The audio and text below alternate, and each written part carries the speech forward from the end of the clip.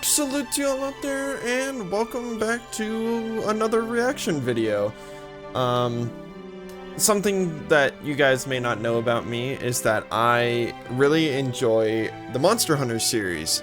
Well, I guess not recent videos because they haven't been recorded yet, but I've had this guy in the background in recent streams if you guys have been watching, and I have this guy as well. So, I mean, I don't know, I just wanted to really show these guys, but today we are going to be reacting to the Monster Hunter 20th Anniversary Special Program, because I guess today they're announcing, stuff that's going to be coming, and they're also going to be announcing, which is what I'm really excited for, the top 10 monsters of the series. So, as well as these guys, I've also ordered a Zinogre one that I'm waiting for. Picture of it's gonna be like right here or something. Zinogre is my favorite monster of all time. Zinogre is the monster that I voted for in the poll, and I'm really hoping that he wins some top 10 spot. The Stygian Zinogre got place 11, but yeah, I mean, I don't know. This is a little bit of a weirder video because I haven't done like anything Monster Hunter related except for that one not made for this episode. Maybe I'll do more in the future because I really enjoy this series and I've recently rediscovered my love for it. Because I started in Monster Hunter 4 Ultimate and then kind of didn't really play anything other than that. I picked up other ones in the series, but just never like played them as much as I did 4. A friend of mine bought me Rise. I played it for that one stream on Twitch. Never played it again on Twitch, but I played it in my own spare time because I was having way too much fun with it. I just couldn't put it down. So I have now beaten Rise and Sunbreak and all the DLC stuff. Now I'm just kind of like running through it, doing all the curio crafting and whatnot. So maybe I'll do streams on that again because I have a lot of fun playing that game, but I don't know. But without any more further rambling, let's react to the Monster Hunter 20th Anniversary Special Program. Alright, we're just under a minute away. All three of us are going to be watching very closely. I have these guys with me. I don't know, it just makes me feel better. Again, it's kind of early in the morning. I don't know why they decided to do this video so early in the morning. It's actually 5 a.m. for me. So, you know, whatever. But, I was excited for this, and, I know I haven't done a lot of Monster Hunter content, like I said, but I really wanted to react to it. So, just a couple seconds left, and we will get underway.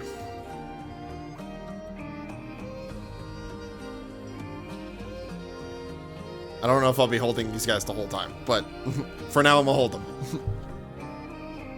And here we go. Hello everyone and welcome to the pre-show for the Monster Hunter 20th Anniversary Special Program. My name is Joe, I'm one of the community managers here at Capcom USA, and I'm joined by... Hey everyone, I'm Jono, I'm the EMEA community manager at Monster Hunter. Well Jono, what are we doing today? Why are we in suits? Well, that's a very good question, because normally for anyone that tunes into our community streams, we're normally just rocking a t-shirt or a hoodie. But today is a very, very special occasion because we are marking... I don't know if I want to hold these guys, but they're here, I promise. Decades of Monster Hunter. I'm really excited. Yeah, so am I. And today we're going to be going over the results of the Hunter's Choice Top Monster Poll. We're going to reveal who the #1 monster that you voted for is. But is that all you're doing? Honestly, I'm super excited to reveal the results to everybody. But before we get into that, why don't we talk about, you know, the overall show and what we're doing today. So yeah, I was gonna say that can't be all they're doing. A chance to celebrate the 20th anniversary. We won't have any crazy news or any reveals. You won't see any new gameplay or trailers for Monster Hunter Wilds. But okay, well that we do knew. Have some cool stuff and cool insights from the dev team and from different community members of the Monster Hunter community. Okay, well this will be cool. Exactly, this is really special, and you know, even looking at like our own journeys. Are they going to talk about the lady that cheated everybody in the community? Capcom, the community were at the heart of Monster Hunter, whether it was the creator community or the passionate community themselves, building wikis, sharing tips on old forums, and all of that before like the advent of YouTube and the internet as a whole and social media. So it's really special to be able to celebrate that with everyone. Yeah, and before we get into it, why don't we talk about the 20 through 11, the monsters that we've revealed so far. Oh, they're just doing it right. Oh no, they're recapping. So I know you've got a lot of favorites in there. Jono, do you want to kick it off with I think what is your personal favorite monster? Yeah, so coming in at 17, so much respect to the community here for your fantastic taste. We have my favorite. They're big, they're blue, they're Brachydios. Okay, obviously that's a lot of people's favorites. Monster Hunter 3 Ultimate here in the West. If you like slime weapons, or as they're now known as blast, this is the monster for you. I just love how it looks. I love that it's big and blue. I love the explosions. I love the music. Everything about I'm actually not Brachy shocked. I'm just shocked he's not screams higher. to me. And I loved as well, obviously playing Monster Hunter Stories and Stories 2, that you could have Brachy. Oh, I'm so excited for the story games. Them rather than against them all the time. Yeah, I love the big old arms that it walks with, and kind of just slams around, and you kind of get caught in that blast radius, which is not a good feeling, but it is. It's a really, really cool monster. It obviously has a super awesome theme song, which they all do. Is really intense, and I love to listen to every now and then. So yeah. Oh yeah, especially the Raging Brachy version. And that's the thing, when I was voting, I was like, do I go for Raging Brachy or the original Brachy? But it's kind of like chicken and egg situation. There wouldn't be Raging Brachy without base Brachydios. So fair, that's where big my brain vote went as well.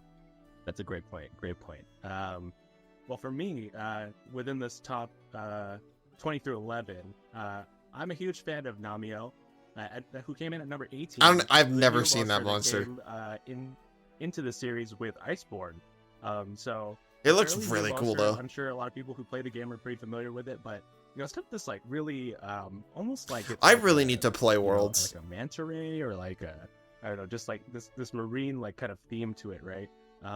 Like the way it has all the sound effects and the different I don't know, it's kind of hard to describe, right?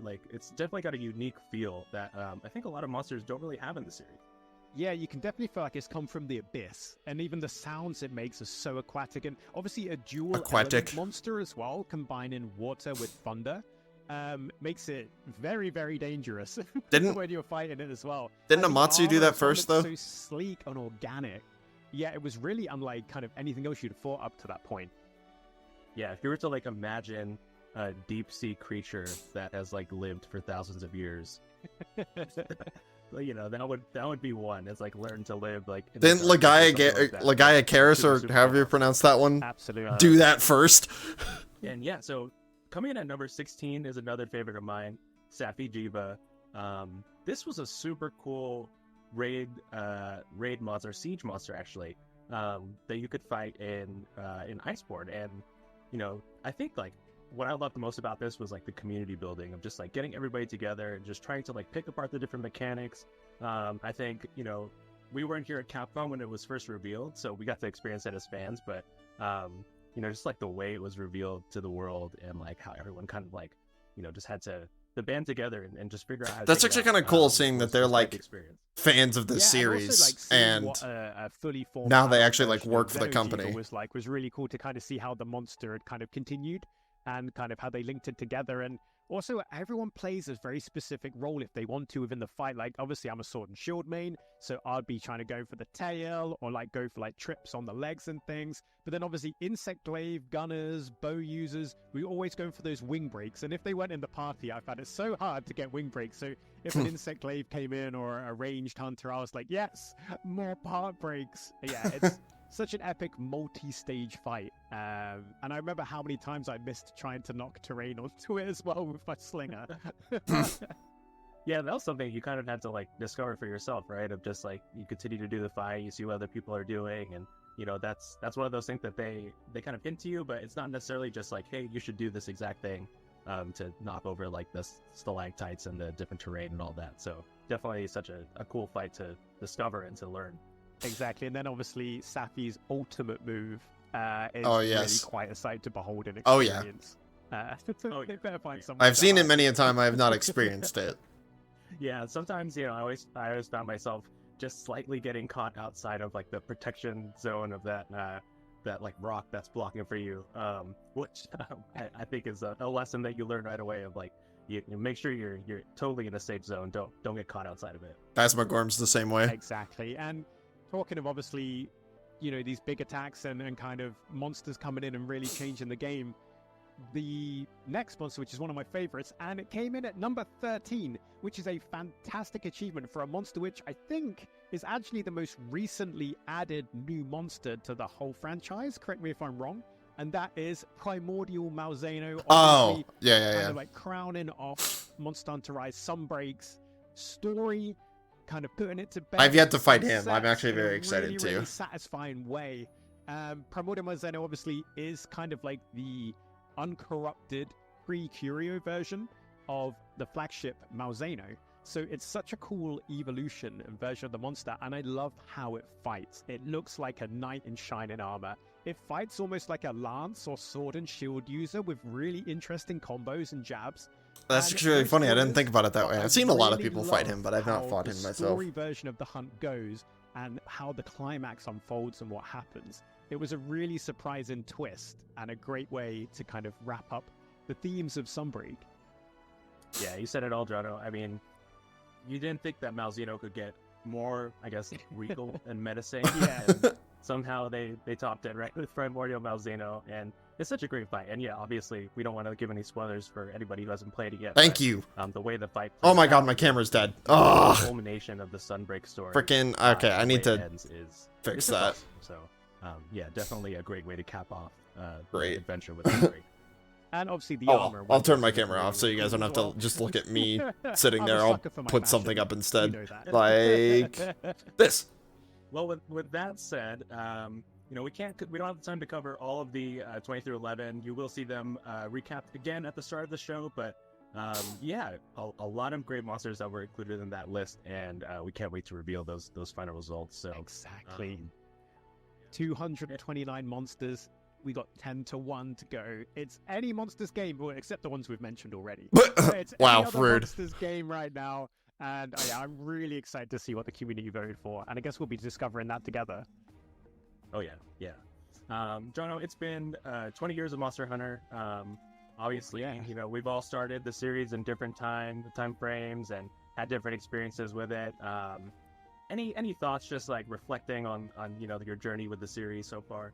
Yeah, I mean, my first ever Monster Hunter title was 3 Ultimate, and quite soon after I then jumped onto 4U as well. And Hey, me too. it's been awesome. The first ever weapon I used ever in Monster Hunter was actually Switch Axe. However, I was a really big noob. I started with dual I blades. couldn't quite get used to being slow, having this big weapon, so I quite quickly swapped to sword and shield. And ever since then, it's been my main squeeze, my main weapon. I love the versatility, I love the variety, and I love how good it is with element and status kind of sets. How about you, Joe? Yeah, I also started around the same time. But I would say, initially I kind of bounced off the game a little bit because, I don't think I was wired that way necessarily just yet to really wrap my head around all the mechanics and the way the game worked. But I think it's a testament to the community who have created so many different guides and videos and just different ways to get into this series that have really that helped educate me and helped bring me up to the kind of the skill level that I felt like I was experiencing, the experience of a lot of other community members where I discovered this thing, I learned about it, and I got better at it, and then I became an advocate for it. So I think that's really the journey of Monster Hunter, especially I think in our regions in North America and Europe, to be able to have that journey of we got to experience the discovery of something that we really love, and now we get to share it with everybody. So it's been really, really exciting in that way. Exactly, and we touched on the creators. I really got into Monster Hunter thanks to the creators kind of taking the time to share their passion for this series and want it to grow and share it rather than gatekeeping. And that, once again, that's why the community and the creators are the heart of Monster Hunter. And it's great to kind of see that continue as more and more people came to Monster Hunter over the years. Obviously, you go through generations, and then obviously you then had Monster Hunter World Show, and what kind of impact did that have? Yeah. Yeah, absolutely. Like just. I actually really like the Monster Hunter community. I think it's one of the better video gaming communities out there. Worldwide release with World, and we've just really been continuing the momentum since then. And obviously, I think the future is very bright with Monster Hunter Wilds, and we've got Monster Hunter Stories that's also coming out this summer. So yeah, it's just a really good time to be a Monster Hunter fan right now. It is, and like with our recent return to World Community Celebration. Seeing not only which I haven't participated in. Hunters and content creators come back, but too busy with Rise. Players come in to play Monster Hunter World, whether they were excited from the Monster Hunter Wilds reveal, or they were like, "Hey, a lot of people are talking about this game. I'm going to check it out." I think I'm going to do a Return to World campaign for a countdown to Wilds. Rise and Monster Hunter Rise Sunbreak. I love the combat in that. It's so fluid, and your weapons get so many moves, and you can customize how your individual weapon behaves. Yes. So if you had, say, there was 2 longsword users in a hunt, they could have totally different playstyles and moves. And I just unless they're all using the metal, which is probably the case. Twist on the combat that I'd got used to from World and Iceborne. So yeah, it's just such a great time. No matter what kind of hunter you are, you can enjoy all the different Monster Hunter games. You can have your favorite, and I think that's such a good thing to be able to celebrate and talk about. Yeah, different types of Monster Hunter games, different genres, which is awesome. So it's like we said, it's just a really great time to be part of the franchise. And I think with that, we're going to wrap up our pre-show. We're going to have a pretty fun program ahead of us. So, after the results of the Hunter's Choice Top Monster, we hope you stick around and check out everything we've got. But yeah, with that said, we want to say thank you so much to the Monster Hunter community. Your support means the world to us. Jono, any parting words before we go? Yeah, it's been an incredible 20 years, no matter when you joined us as a Monster Hunter fan. Thank you so much. It's awesome to have you. Very excited to see who gets number 1. Years and 2025 when things are going to be getting wild. All right, but before we head into the main show, we'll want to sign off with our usual Monster Hunter chant. Really? Happy hunting! All right, that was kind of funny. All right, well, here we go. Ooh, that was nice on the ears. Oh, this is gonna be cool. Oh, I thought it was just gonna be Rathalos. There's a Nargacuga. Yeah, it's an ogre. Gormagala too, he's also one of my favorites. Oh, Valstrax. Velkhana. Magnamalo. And Malzeno. I don't know why I couldn't think of its name for a second. Oh, Proof of a Hero. Yes.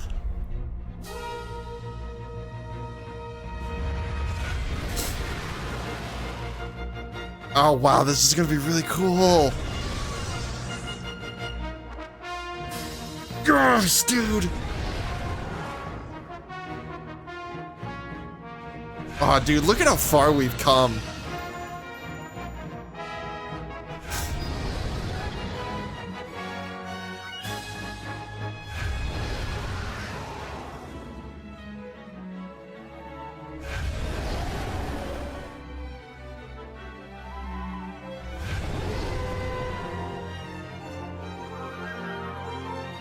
Oh, man.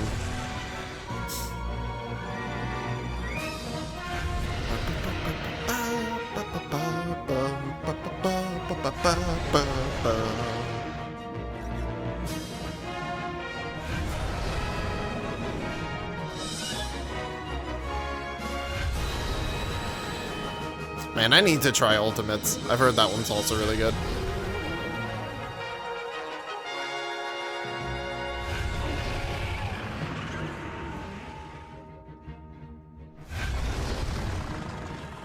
Yeah. And then are they gonna show Wilds? They just aren't gonna mention Wilds today, I guess. Oh, just kidding.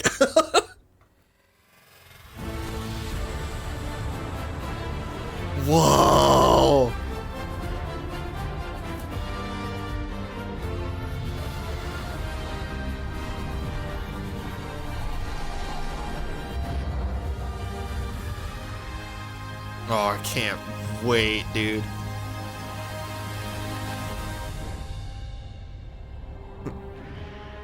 All Rathalos fans, it's okay. Your dragon made it into the the 6th generation. I mean, I say that, but I literally have a Rathalos Squishmallow sitting right in front of me. Alright, there it is. They're gonna play Proof of a Hero a lot, I see. 229. That's a lot of monsters. It better be Zinogre, dude. Alright, here we go. Oh, Alatreon. That makes sense.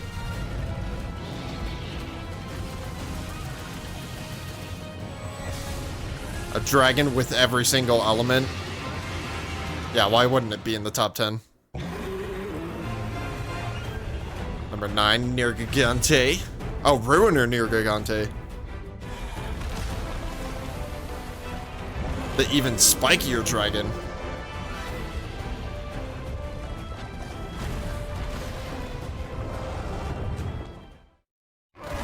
Eighth?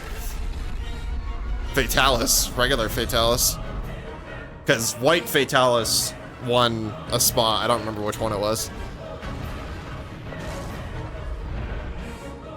That's another fight I've been really looking forward to doing. If I ever go back to World. Well, when I go back to World. Nargacuga? Yep. I know that roar from anywhere. Oh, dude.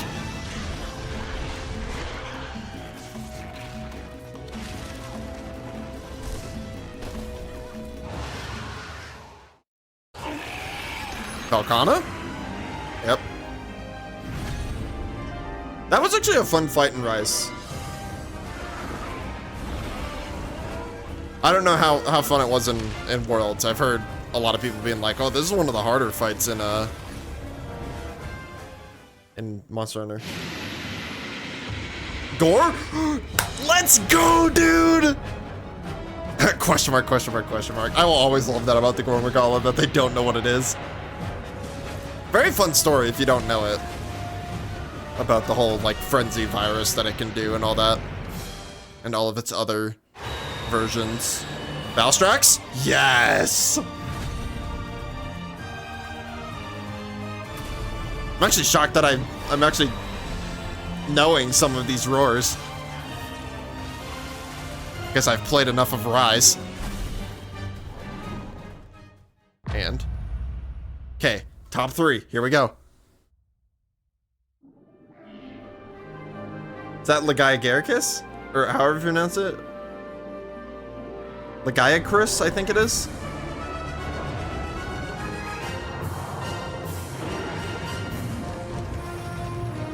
Yeah, Legiacris. I've been saying it wrong this whole time. Oh well. But I won 2 spots then. Because the Abyssal one also was on here.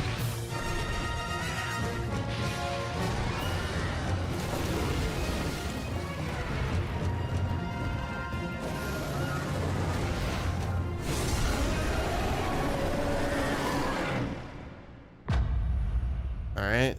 Silver medal.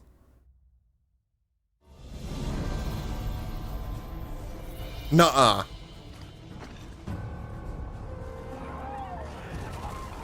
Okay, good. I thought it was okay, it's regular Nergigante. I thought it was the mountain dragon that everybody hates. I was like, how is this number 2?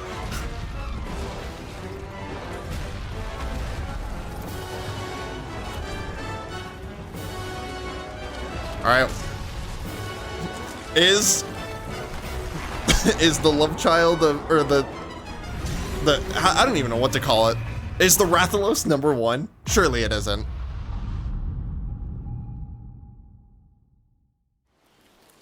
No, you're joking. No way. Dude! I'm so upset my camera's on right now. I'm freaking out, dude. This is awesome. Dude, yes! Best monster, hands down, dude. Oh my god, yes. Let's freaking go, dude. Oh, I need to be a little bit quieter. It's still 5 a.m. Yeah, dude, that's such a sick... That is such a sick background. Picture, whatever. Yo. Zinogre actually won. Zinogre won 2 spots as well. Wow, congratulations to Zenoga, Nergigante, and Lagiacrus, the top 3 monsters as voted for by you, the community, from 20 years of Monster Hunter. That's pretty awesome, hey Joe. Yeah, thanks to everybody for. I wonder if they'll release the whole rankings. But it sounds like we're not quite done yet, right? You are right, because there is another Hunter's Choice on the horizon. Oh, sweet! You, the community, will be tasked to vote for the best monster theme music. Spark of Blue. Yeah, there's been so many incredible. Actually, that's a hard choice because there's a lot of really good ones. So many iconic themes. So we can't wait to see what you vote on. All right, what is next? Director interview. Oh. まずその初代モンスターハンターが生まれた経緯。そのネットワークゲームを立ち上げるぞみたいな。Oh, so they always intended it to be multiplayer. のオンラインゲームをちょっと作っていきましょうみたいなね方向になって、で3タイトル立ち上がって。その時に同時に立ち上がったのはアウトモデルスタっていう。Thought they meant 3 Monster Hunter titles. I was like, why? っていうバイオハザードを使ったネットワークゲーム。でもう一つがモンスターハンターということですね。まあモンスターハンターがカプコンで強いアクションゲームでねオンラインゲームで藤岡が初代のディレクターでして、そうですね。で僕はその当時はネットワークの方のプランナーで関わってたんですけど、まずモンスターハンターとかモンスター、実は一番初めにできたモンスターってレイヤーなんですよね。Oh, it wasn't Rathalos? まあ一番最初に上がった後がレイヤーだった、緑色のああいうこう毒性を持った飛竜みたいなものをまずデザイナーがデザインしたっていう、それ以上でもそれ以上でもないかなと思って。だから初代のロゴの上にいるのはレイヤーなんですよね。そうだから実はレウスと思ってる方も多いかもしれないけど、I thought it was Rathalos. その前前身もあったよね。モンスターハンターになる前、ありますね。ファンタジーを作ろうって言ってた頃は本当に普通のドラゴンデザインしてたし。That's a normal dragon? 王道なスタイル、魔法使いもまだいたし、王道なすごいスタイルだったんだけど、なんか自分たちのオリジナルってなんだろうねっていう時に、もうそういう魔法使いとかじゃなくて、で王道なドラゴンじゃなくて、もっと自分たちなりのこのデザインされた生き物をちゃんと作って、 Boy, how did you do that? リオレイヤーデザインしてくれたんかな。アイルもデザインデザインね、全然違いますもんね。全然もともとデザイナーがやってたのはチャチャブみたいな。Oh boy. ちょっとゴブリンみたいなやつですよね。そうすごいこうバキバキのもん。Are they gonna show it? 怖いわ。Thank God they look like what they do now. ちょっとしたことですけど本当よかったです。Oh God. 本当よかった。まま言ってたらね。やったらもうバキバキのこんな怖みたいなやつ。ね。いやマスコットやったから。マスコットじゃない。マスコット誰が？今はもう全14部機種になってますけど、当時はもう6種。I was gonna start somewhere. 人がまあでっかいモンスター倒すんだから。ハンター、まあプレイヤーの武器もでっかい方がいいでしょみたいなところから体験とヘビーボウガン、癖強の2つから始めてたから。そうですよね。初め体験したのにずっとね。で、その後増えていったのもハンマーとかランス。重いのばっかりで、これいるやろって言ってさすがにいるやろ、ザクザクいけないやつばっかりでねってなって片手剣とライドボウガン増やして、まあそれでなんかキャラクター性が一通り揃ったんよね。だからもうまずは最初の6武器をちゃんと作り上げようっつって、まずはそこからかな。一個一個の武器がもう全然仕様が違うから癖が強すぎる。特に当時はボタンじゃなかったですからね。スティックで攻撃してたからな、東京ゲームショウ。こう Really? まあプレイヤーの遊び来る子触ろうとするやん。大体みんな普通はこうボタンに手やるやん、すぐにピッて。Why would you do that though? これはなんですっつってこっちなんですってね。まずそこから持ち替えさせるみたいなね。Oh, that was like モンスター original. ハンター I guess. プレイヤーの方もそうなんですけど、やっぱあの時からやっぱりその助け合いであったりとか、その情報共有であったりとか、すごくなんでしょう。まああの時でそういう言葉あんまりないかもしれないですけど、結構コミュニティみたいながねできてたんですよね。やっぱりなんか自然発生してたしね、その助け合うとかね。昔はもう入ったらこう大チャットっていう大チャットみんながチャットの中にダーッと100人ぐらいがなだれ込んできて「でラオシャンロン張ってます」みたいなログがブワーってずっと流れててでそれに群がっていくその人たちがいる。いざ入ったらラオ何したらいいのみたいな、ね、全然分かんない教えてくださいみたいな尻尾に引かれてやられてますみたいな何してたらいいんでしょうかって。そうですね。そうそう、まあ、ドスからやっぱり古流そうがやっぱりそうねスポット当たってきてるので、Ah, the まあ、それもなんか The 今の elders ひな形になったかなというか、その大型モンスターとしてのモンスターたちっていうのが基本的にはこの世界に屋台骨なんだけど、そのワンクラス上のやつらがいるっていう、そのなんていうかなファンタジックな部分っていうのを古流っていうやつらが持ってて、だからそいつらが出てきたらもう受け入れるしかないみたいな存在だから、そういう存在をなんか作れたっていうのは、なんかモンスターハンターのゲームのデザインしていくとか世界観作っていく上ではなんかすごいあの当時ああいう仕掛けをしといてよかったかなっていう。そうですね、本当になんか特別な存在でしたからね。そうドスの時も特に、そうそうでラージャンとかもそうだしね、そのどこでも出てくるすんげえ荒らしてくるやつみたいな急に出てくるやべえやつっていうのはなんか作れ oh man, that concept art makes him look even freakier than he already is. 大活躍大活躍ですからね。で大闘技大会っていう PvP. Wait a minute. What? ありましたね。あったやろ。捕獲したモンスターを自分のパーソナル What?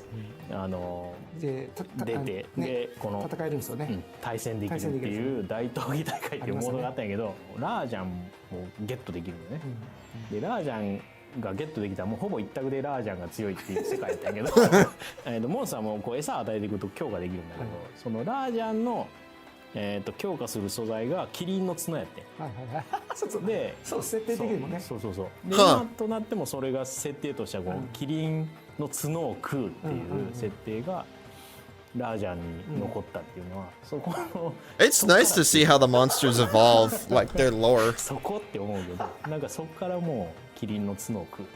もう最近ではデモで出てきますからね。All right, so I imagine they'll talk about the next games, maybe? Different developers. Okay, cool.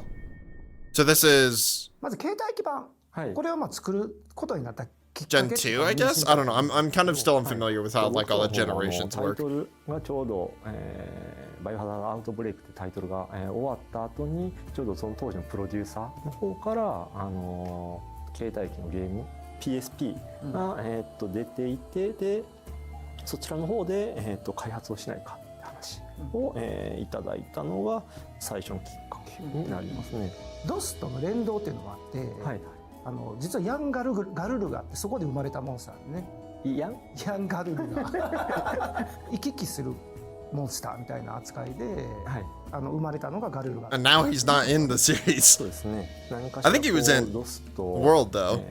ポータブルの方でこう世界観を共有しながらちょっと何かゲームみたいなのを作れないかっていうので、そういったちょっと新規のモンスターを作って、ちょっと確かに試みたのは大きなちょっと挑戦でしたね。でここで今となっては大人気のモンスターのティガレックスが生まれると。最 Oh. 初、メインモンスターを新規で何かしら作ろうって話になったんですけど、モンスターハンター無印とかに作った設定資料とかめちゃくちゃあるんですけど、ワイバーンレックスって言われるこうヒルの原種みたいな、昔にいた生き物みたいな、そういうふうな設定のやつがあって、そこらとかは使えそうかっていうので、恐竜とかもやっぱ T-Rex とかそういったのもやっぱり人気の生き物だったりとかする、そこらとヒール、モンスターをかけを作ることでインパクトの強いものができないかなっていうので、 So basically confirming that it is a T-Rex wyvern. A lot of people are like, no, it's tiger. That's why it's T-Rex. そうです。セカンドの時はセカンドの時ですね。なんか一ノ瀬に呼ばれてテストプレイやってほしいって言われて、超強いガウシカでねテストプレイやっててボッコボコにされて、どっかまでも追いかけてくるガウシカで、最後もう丘の上から俺弓打ってたもんそれ見てガウシカ調整しようかな。いや分かったんちゃうじゃあちょっとまずいかどうな。考えても分かんて。 With the Antega?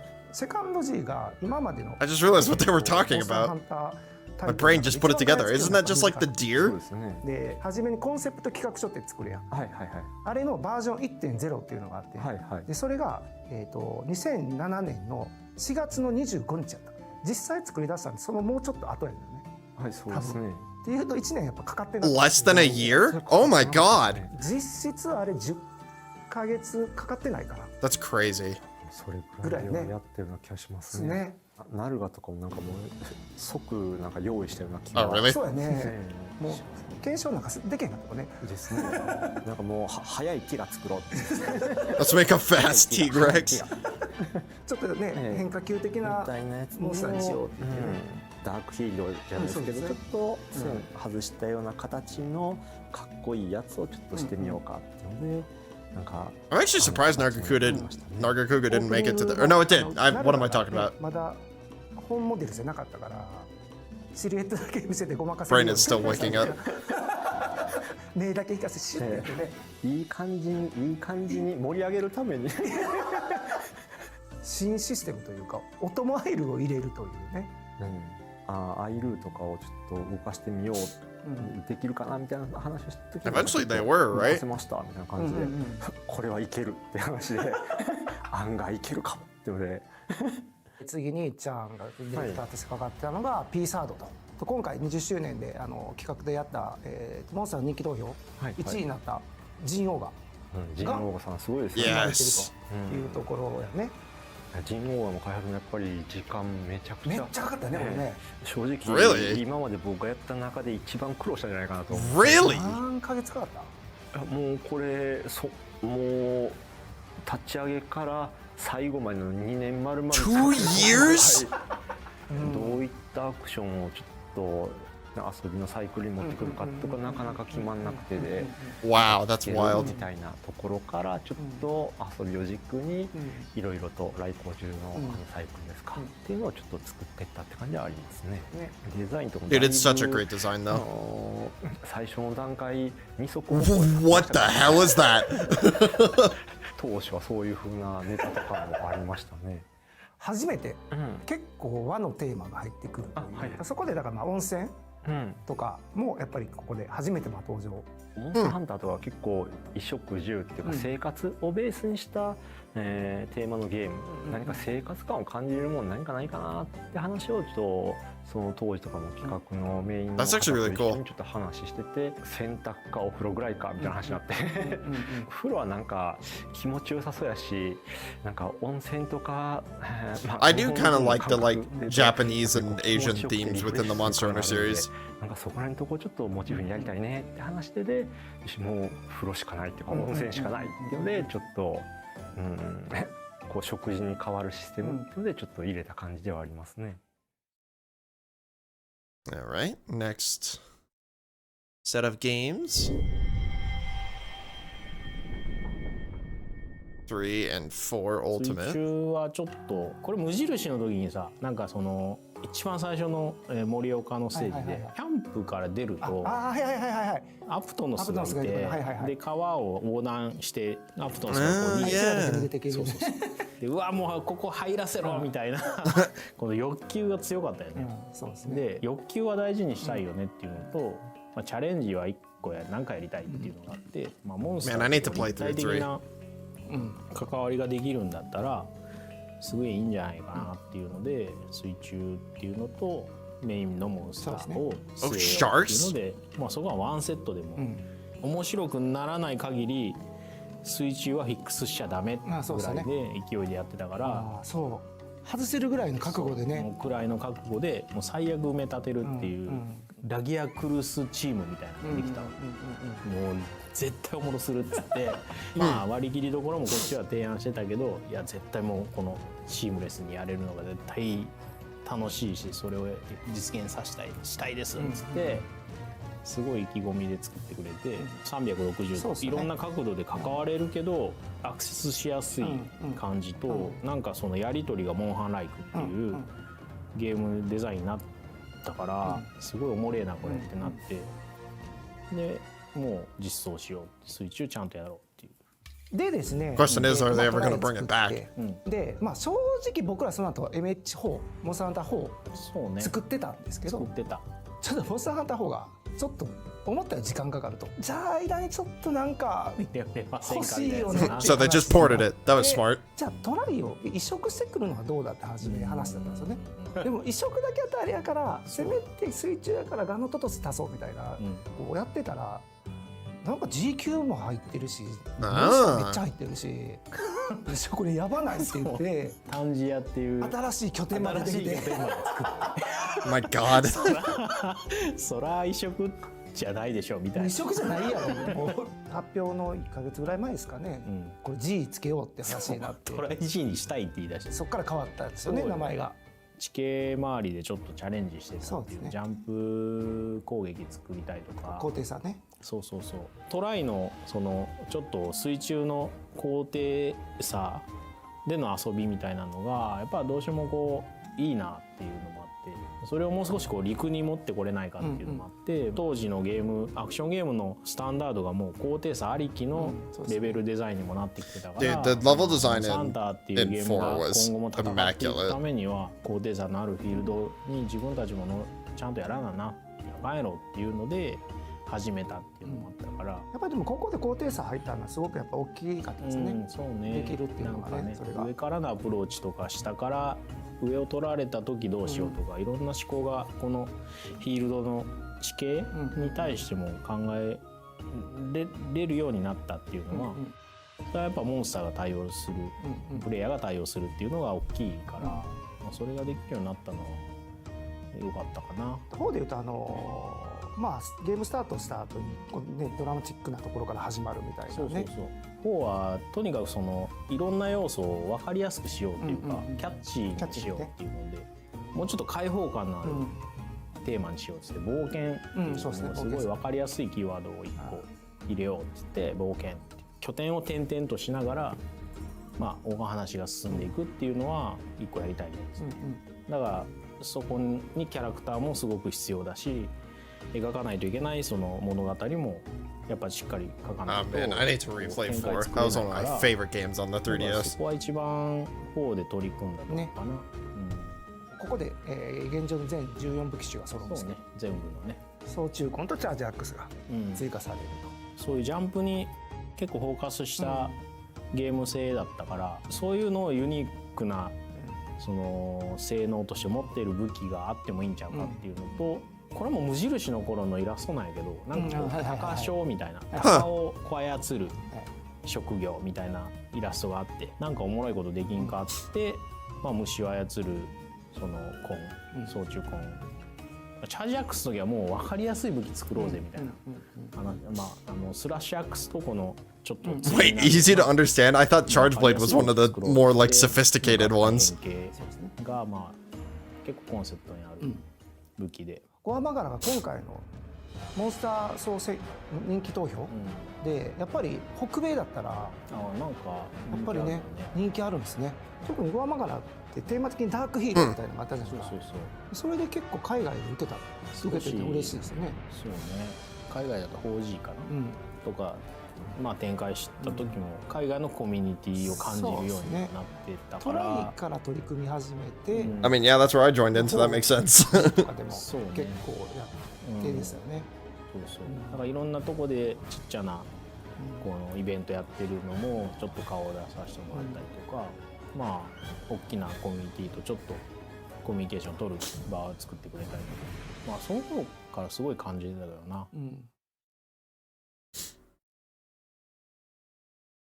All right, now let's talk about the recent titles. Oh, nope, just the generation ones. モンスターハンタークロスね。はい、そうですね。はい。これ実は全然違うタイトルだったよね。最終的にはちょっといっちゃんと僕でやるって話になっでそれまで作ってた別のゲームとかあったんですけど、まあそれやめてで、まあ、今回何しようって話に、まあ領土さんと合流してで領土さんからもう提示してもらったのがお祭り感ねで一言お祭り感以上うちらスタッフ全員おおってなってそこから仮技やスタイルとか4大モンスターがお祭り感から生まれた。よくできましたねみんなよくそんなねキーワードでここまでね広げてくれたわっていうぐらいけど、岩中のところでいうとやっぱり仮技とスタイル、はい、3DS できるタイトルとまあそれも何タイトルか出てきてるんでやっぱりちょっと、ゲーム的にも何かちょっとアクションの部分で新しさとかがないとやっぱマンネリはちょっとし始めるかなっていうので既存の武器のところに何かちょっとシステムを加えることで遊びを広げられないかなっていうのでちょっとこういったシステム、Yeah, I really need to play Generations. お祭り感とこのキーワードのところから懐かしかった頃に戻れるみたいなそういったものにしたかったので過去にあった村とか、そういったものを、はい、持ってきたりとか、まあ、4つの拠点か、That's cool. その4つの拠点にそれぞれ4つのモンスターを置いてって感じで、まあ、キーワードを4にしたんでスタイルの数も4だったりとか、そんな感じでちょっとまとめていったって感じにはなりますね。Isn't 4 like a lucky number in Japan? まあ個人的にはその後結構厄介なのがガムートなんですかでかいでかいのが厄介なんですか。いや結構ほらあっこに出そうとかってなった時にそういうことあいつだけどでかいからでも当時はでかいマンモスが出したかったんですよねどうしても。でも全然ガムーとなんかいい感じにすれば出せるんじゃないですかそうやねガムート子供とかおらへんのかなちょっとちっちゃめのやつおれへんかこの時に出たのが、まあ、お祭り感もあってニャンタオトマイルのとこ、まあ、ちょっと何かしら手を加えた方がいいかなっていう Oh yeah, this is the Palico 実際もうプレイヤーとして遊べてみて gameplay, right? まあ、お祭りっていうことなんであれば、いいの They か were な talking about earlier. 最初やっぱゲーム的にどう調整しようかなってところもあったんですけどもうかなり遊んでもらって、It looks fun. やっぱりユーザーの人とかねニャンターとかないんですかっていうような意見とかやっぱそういうの目にしますもんね。それね、クロスが発売され Can you imagine going on a group hunt and having people control your Palicos for you? That would be really ディレクタ cool. ーやってくれててエグゾプライマルのディレクターやってる平岡がメインプランナーでやってくれてて当然の流れとして仮技とまあスタイルを足すんだろうなっていうのはあったんやけどスタイルを2つ持ってきたよね。そうですねすごい調整量が G になって作るもんと掛け合わせがすごかったですね。そう前の仮技とかにも全部掛け合わせ見ていかなあかんから、結構2つ足すってえらいことなんですやけどやりますって言って最後まで走り切ってくれてで、ここでまあモンスター的生まれたのがこれも結構大人気 Valstrax has one of the coolest themes, honestly. ちょっと一風変わったモンスターに見えたと思うのね。Odd, it's dope as fuck. 元デザインのところシャチベースとかなんかそんな感じじゃなかったかな。だからちょっと Orca? まあ空飛んでるもんなんで、最終的に今の形になったっていうのは鳥とかそっち側の方が。そしてここで Closer to a bird, it's closer to a jet, if anything. このメインモンスター扱いとして入ってくるっていうね。ここでオーマディアブロスとめちゃくちゃ強かったですね。強かったな。早かったな。ですね。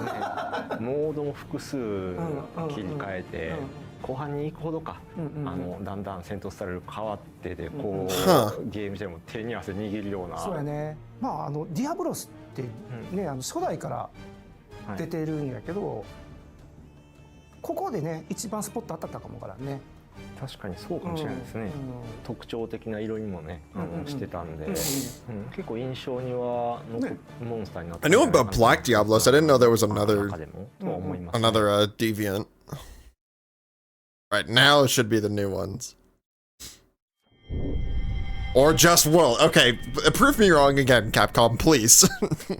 ワールドのディレクターの徳田を呼んでますので、ワールドとかアイスボーンの話をちょっとしていきたいと思っておりますと。で、ここでやっぱり、グローバルをちょっとやっぱ意識しようというところも出てて。でもきっかけで言ったら 4G のテストやもんな。そうですね。Oh, really? 4G を、海外の方にプレイしていただいて、意見をいただこう、フィードバックもらおうっていうのを、海外の方の反応って結構ダイレクトにわみたいな、なかなかこう答えるものがあって、なんで門前払いとは言わんけど、なんかそれぐらいの勢いで結構徳田がこう黒敵だもんだからかなり気合が入り直したというかね。そうですね。次のゲームの水準というか、そこでやらないといけないところを改めてこうぶつけられたっていうか、これはありましたね。今回やっぱりそのナンバリングをやめたというか、そのタイトルとしてもちょっと自分たちのテーマをやっぱりタイトルにつけていこうと。I honestly kind of like that better. 集めやったもん。Oh my god. コードネームがワールドだったんです。なんか気に入ってもうて、もうワールド令和みたいな。嘘やろ。ワールドスタンダード I mean, it works. ってワールドにしてたやつ。環境利用、モンスターも含めていろいろ考えて遊んでもらおうみたいなところがあったと思うんだけど、ここ大変やったなみたいなのってある？縄張り争いだもんな、そのモンスターを誘導してそのぶつけ合うっていうのが行為として面白い、面白くなりそうだまでは分かるけど、本当にそれをゲームとして遊び出した時にそれにこうどれぐらい価値を見出せるかみたいなんてなかなかこう伝わりづらいというか、プレイヤーがね関与しないって思われがちっていうね。最初実装 But now they do. Now they participate. チームにも効率重視のプレーをする子がいて、狩りの効率を回すのが好きみたいな人がいて、その子がこんなのめんどくさいし誰もやらないんじゃないですかみたいなことを言ってたんですよ。でその後にダメージ表記を実装したんですよ。そうやね。プレイヤーが普通に攻撃すると10とか20とかしか桁がちゃうかったね。縄張りでバーンって外したら1000以上ドンと入った瞬間にその効率重視の子があれ使わないのおかしいっすよみたいなクルって変わってその時に縄張り争いもダメージ表記もいけるな。And now you have like players dealing over 1,000 damage. そうっていうのはモンハンにとってはすごいそうですね。革命だし、僕としてもすごいそれは感じてた。今回モンスターの人気投票やって2位がネルギガンテで、ネルギガンテのこだわりってまず古竜が集まる、生態系を含めたお話にしたいっていうのがあったんで、何がいいかなって考えてふと破壊と再生言ってたね。それを隣にいた藤岡さんに破壊と再生どうすかって言ったらおもろいな再生能力あるからこそその自らが傷つくことも厭わず攻撃するみたいなそのアクション That's actually really, really 再 dope. 現できたら、張りのあるモンスターになるんじゃないかなみたいな。だからアイスボーンの最後もネルギガンテに美味しいとこ持っていかしたかったよね。生きてたみたいなネルギガンテらしいこのなんか持っていき方がちょっとあれはなんかやりたかったよね。ワールドでは結構タイトルアップデートでコラボとか結構 Dude, I love the Monster Hunter 逆に言う collaborations. とアイスボーンは既存モンスター、シリーズモンスターの人気どころをちょっと入れていこうっていう。単純に僕の一個の心残りというか手強いモンスターがちょっとコラボキャラばっかりだったんで、やっぱちゃんと自社というかモンスターハンターのキャラにしたかったよね。だからミラボレアスはもう最強にする。ミラは揉めましたね。最後の最後まで出せるかどうかっていう議論をずーっとしてたよね。ステージも足すし、お話も作り出すし、ムフェトからアルバトリオンでミラまでちょっとこう伏線をちょっとずつ張りながらミラに持っていったからラインでこうつなげていこうみたいな。やっぱ締まりましたね。そういう意味ではね、すごい締まりましたね。今でもずっと遊び続けてくれてるし、やっぱりそのワールドアイスボーンっていうのはちょっとああいうこの世界観の広がりであったりとか、その本当にモンスターハンターの世界って結構ねずっとこだわったところが一気にこう広がったというか感じがしますよね。ラージャンのキャプチャーWhat? 昔はもう全部手付けだったじゃないですかモンスター。そうだね。でモンスターもそろそろやってみるか。キリンのこう角バキって折るとこペットボトルバーンって折ってうわーってやってるっていうね。That's so cool! 徳田があれでしょ。そうですね。ドスの時に大闘技会そうでキリンの角を食べるとめちゃくちゃ強くなるっていうのあれが成人の儀式なんですよとかいろいろ言ってて、それを回収してくれたんですよね。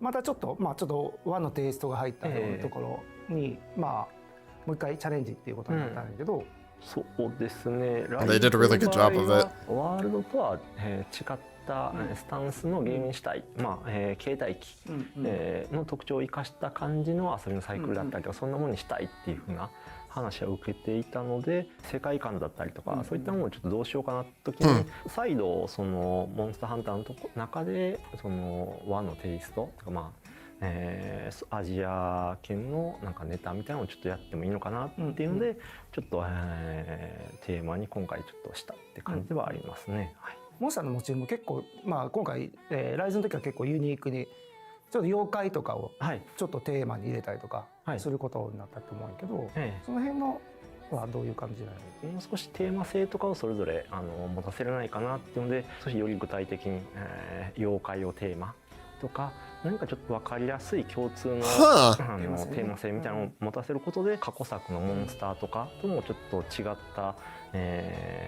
That's really cool. I never knew that. そういったものをちょっと、お題として出させてもらった。That's very cool.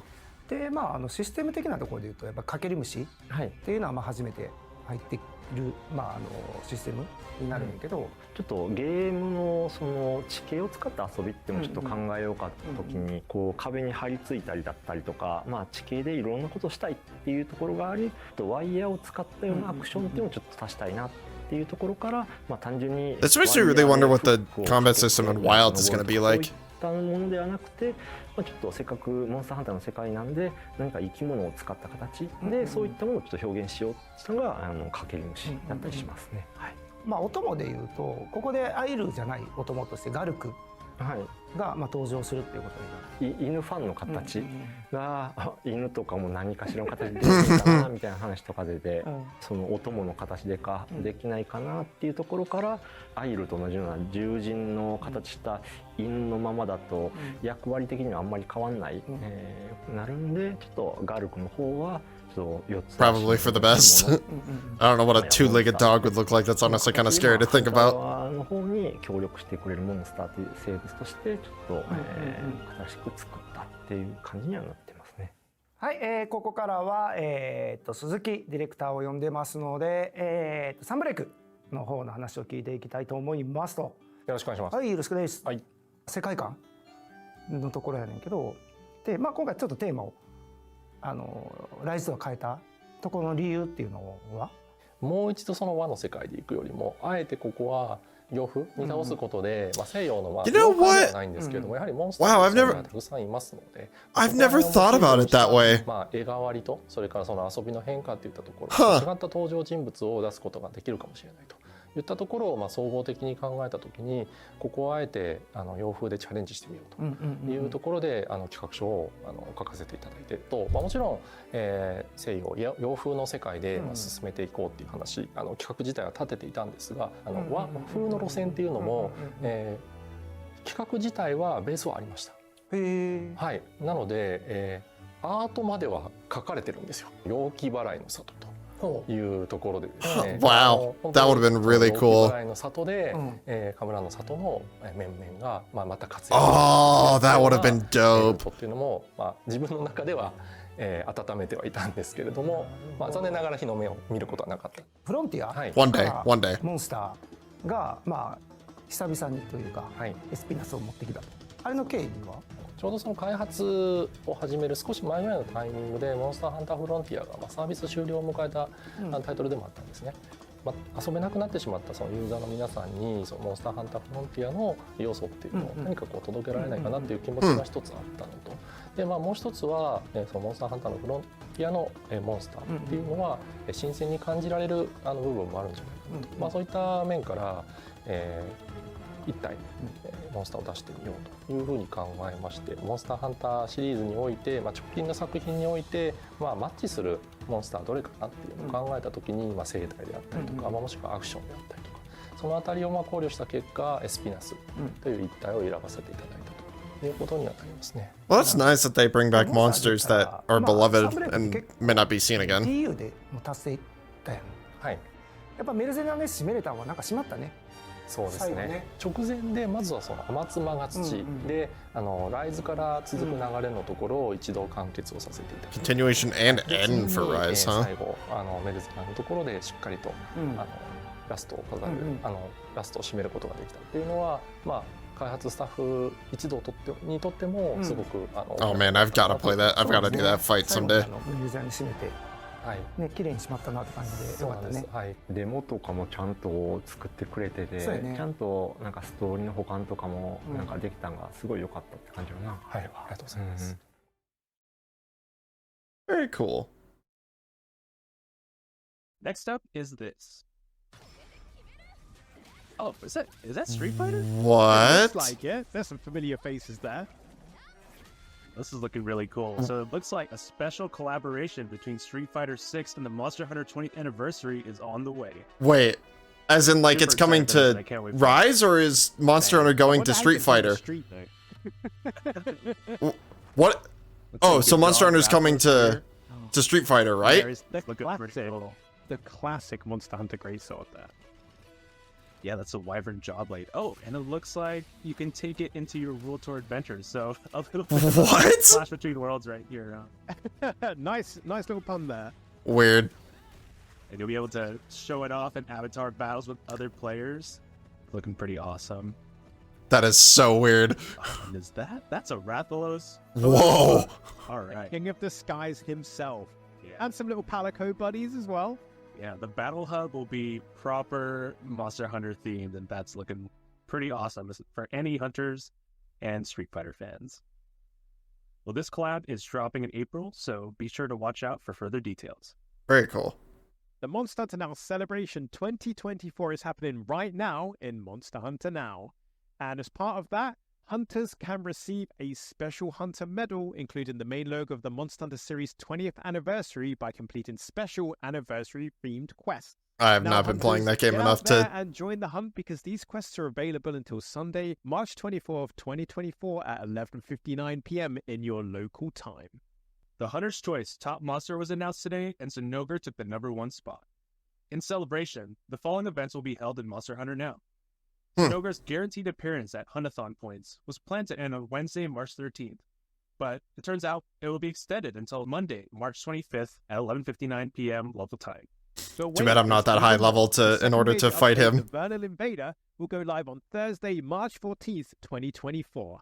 Now, prepare yourselves, hunters, and check out this recently released teaser.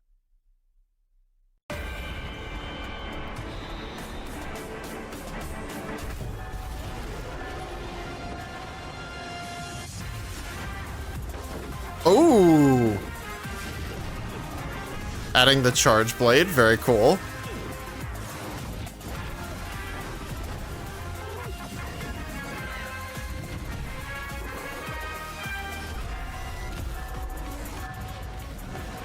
Oh no.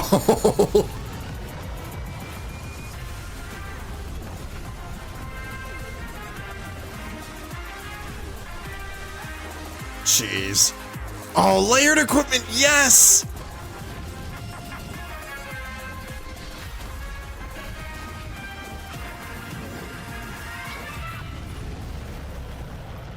Very cool.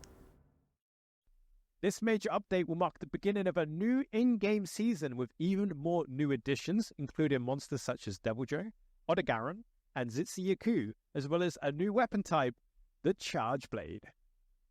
What's more, this new update will bring new features such as layered equipment and the Season Pass, great for you fashion hunters. The Season Pass will allow you to progress through tiers as you play, with different rewards such as Zenian materials available at every tier. There will even be certain layered equipment and other items that can only be acquired with the Season Pass. In celebration of the anniversary, a layered t-shirt with the main logo of the Monster Hunter series 20th anniversary can be obtained at Tier 20 of the Season Pass. In part 2 of the Monster Hunter Now Celebration 2024, you can look forward to Event Quest celebrating the 6-month anniversary, as well as various new rewards and perks. And if you're a Discord Premium member, you have a campaign running from March 19th, and more details will be announced at a later date. This is a great opportunity for members who've never played Monster Hunter Now to try it out, so we hope you check it out. We've got a cute version of the Monster Hunter series 20th anniversary logo, and it'll appear in Monster Hunter Now. Via a new event quest that will be introduced in late April, you'll be able to earn a layered t-shirt bearing this cute version of the Monster God, Hunter all this series is 20th making me anniversary kind of want to logo. get back into Monster More Hunter Now. details will be announced at a later date. Going forward, Monster Hunter Now will have a major update once per season. We're looking forward to bringing you that's more new content ambitious. and improved gameplay and further updates. This summer, we're planning on adding more new monsters, including Monster Hunter Now's very first Leviathan, as well as a new weapon type and more story chapters to be unlocked. In September, Monster Hunter Now will celebrate its first anniversary. You can look forward to a major update around this time. We'll continue adding monsters, weapon types, and new features after that too, so look out for future updates and announcements. Hey everyone, and welcome to the Community Roundtable part of the Monster Hunter 20th Anniversary Show. Of course, I'm Jono, European Community Manager on Monster Hunter, and over on the opposite side there is Joe, the North American Community Manager on Monster Hunter. And today we have some very, very special guests. How about you introduce yourselves, starting with Kogath? Hey, I'm Kogath. I'm Monster Hunter Wiki guy. You see me a lot of times on Twitter, or X, whichever you'd like to call it. Normally I'd have a camera up, but since mine's not working, I'm a ping tuber. Yo, same. Well, I'm Vampy. I also go by Vampy Bit Me, and I've been a fan of the Monster Hunter series for quite some time now. Not as long as maybe these guys, but I love it ultimately the same, and I love making costumes of the characters, of the armor sets and everything. Oh, that's cool. And I just enjoy Monster Hunter as a series as a whole. So I'm glad to be here. It's nice to see that I'm not the only one with camera struggles. I play the Gunlance, and I like big explosions, and that's really cool in Monster Hunter, so that's what I do. I just blow things I up. thought he was going to say, and that's it. Amazing. I mean, it kind of was, thanks but... everybody for being here. We're so glad to have all of you here for this. Man, this thing is really long. Chat. But you know, 20 years of Monster Hunter. I'm here for it though. At the growth of this series, you know, it's been an amazing run for the series. Obviously, there's a great future ahead, but you know, we've had a pretty special relationship, I think. You know, growing the Monster Hunter series here, both in U.S. and in Europe. So, want to ask all of you who've played a pretty crucial role in that. You know, what makes Monster Hunter special for each of you? Why don't we start, Kogath, with you, with your relationship with the series? Well, I started back when I was 18. I was just hanging out at a place named GameStop, just this little video game store. We'd hang out late. You know, the little play video stuff game like store. Capcom versus SNK and stuff. There was new releases that came out, and I saw the box art, and I'm like, okay, that's cool, dragging on it. Played that for a little bit, got through Velocidrome. You know, I was like, oh, cool. Little blue Velociraptor. Wasn't that bad, right? And I get to cut Q, this pink chicken thing, and I'm like, oh, this should be easy, right? It looks weak. Destroys me. No chance. And just from that, I learned just, okay, I have to take this seriously. Actually put time into grinding out my gear and stuff, and it hooked me. Debbie, how about you? When I first started with the series, I personally was watching my little brother play. He's been playing since the beginning, and he's always pushed me, like, hey, you should play this game. And we have similar tastes, but I was never really into games that that needed maybe possibly other people to play with. I was more so a player that liked my own time with maybe like hunting or whatever, so it was a little bit odd for me, but then I love the monsters, and the name itself was very interesting, Monster Hunter. So obviously you hunt monsters, right? So I tried it afterwards. Look, it's sweet and simple, and it gets to the point. And it honestly got me hooked. Ultimately, it hooked me because of the dialogue. I think that's the main thing that got me in the beginning, and the monsters, but Guildmarm literally made me roll every time she talked. So I was kind of stunned that this kind of game had that kind of dialogue, and also the music. I still listen to the music to this day. Same. When I'm like just doing chores and stuff, and I have the whole Rise ultimately love soundtrack in my everything about Spotify Monster Hunter. It's so playlist. cute. Love the palicos. I love all the weapons that you can, hunt with. No one talks about the Poogles anymore. And also the community. Probably talk more about that later, but I made so many friends through Monster Hunter, and ultimately, like, my brother and I connect way more now because we can talk about Monster Hunter and all the other games that are out now. So it's pretty cool. So for me, the first Monster Hunter that I tried was Monster Hunter Tribe, because I had a friend that was always talking up Monster Hunter to me. And the interesting thing is that I actually didn't like it because I couldn't understand what the point was. It's like, I jump into this map, but everything is empty and I'm supposed to fight just one monster. It was kind of like a concept of a game that I had never really experienced before. So it was really weird and it didn't click. But eventually, a friend of mine, this same friend that was always talking up Monster Hunter, took me under his wing. And one of the really cool things that was very surprising for me was I got Monster Hunter Freedom Unite on the Vita, and it was compatible to do ad hoc play with the PlayStation Portable, which to me was like mind-blowing. How are we getting these two completely different consoles to work and everything just works fine? I was super surprised. But then he actually explained to me that the whole concept of, you hunt the monster and then you get its parts and you upgrade your equipment, and then you can hunt an even bigger monster, and then you get its parts and you upgrade more and you hunt even a bigger monster, and so on and so forth. And then the gameplay loop kind of clicked and I got completely addicted to it. Probably one of the better gameplay loops Monster of Hunter to any me is, like two things. repeatable game. I don't know how to describe the it. Gameplay loop that it has of constantly upgrading yourself and getting to fight harder challenges, and friendship, because I've also made a ton of friends by playing Monster Hunter, including this friend of mine who got me into Monster Hunter. And then at a later time, I made friends with Gaijin and Eric's and a lot more people in the community. It was just like friggin' awesome. Just had a Man, I need to get myself more out there in the community. Yeah, I think that journey that you described, I think it's kind of like ironic too, because you've really like done that for a lot of other people, right? People kind of discovering the series, maybe they didn't just like click with it right away, and then over time they go over like, they learn all about it. It really starts to click with them, and then they spread the word to other people. So yeah, it's been pretty cool to see that. Yeah, exactly. And as Vampy said, we're going to be diving into, what exactly makes the Monster Hunter community so special. But before then, I have quite arguably the most important question of the whole recording. And it kind of defines you, because in Monster Hunter, I feel that as hunters, your weapon choice defines you and, defines you amongst the community. And with 14 kind of currently existing weapons to choose from. Obviously, Rurakan, you did touch on yours, you're a bit of a blast in the hunt. Me, Sword and Shield, ever since Ryu, which is my first Monster Hunter, that's been my one. Like, I love it. It's my bread and butter. I've evolved over the years. I started with dual blades and now I'm a longsword user. People know I love the greatsword. It's just always been my main once the first game. Just seeing it evolve throughout the series has been awesome. I kind of have to say, and I think a lot of people do know, but if you do not know, I'm a hammer main. I love my hammer. I'm kind of like Ryozo, where you see my chart.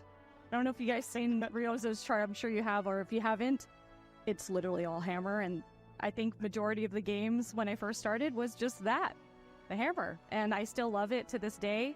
And yeah, I love the hammer. What drew you to it? It's just I like the feel of the hammer. Like, there's weight to it, And when I'm hunting, I just love breaking parts, and I just love bonking the monsters on the head. It just feels good. It's a very satisfying weapon for me, so that's why I use it. So an interesting thing that happened to me was this one friend that got me into Monster Hunter, when, he was telling me how about I had to pick a weapon, right? And he was, you need to pick a weapon so that you get good with one weapon. And I was like, okay, well, what are the weapons that are available? He starts listing them all off, and suddenly he says gunlance, and I was like, I want that one. He's like, no, don't choose that. That one's bad. You don't want to play that. And I was like, no, that's the one I want. It's definitely the one I want. Oh, dude, look at his mug! And the more he tried convincing me otherwise, the more I would double down. No, this is the one.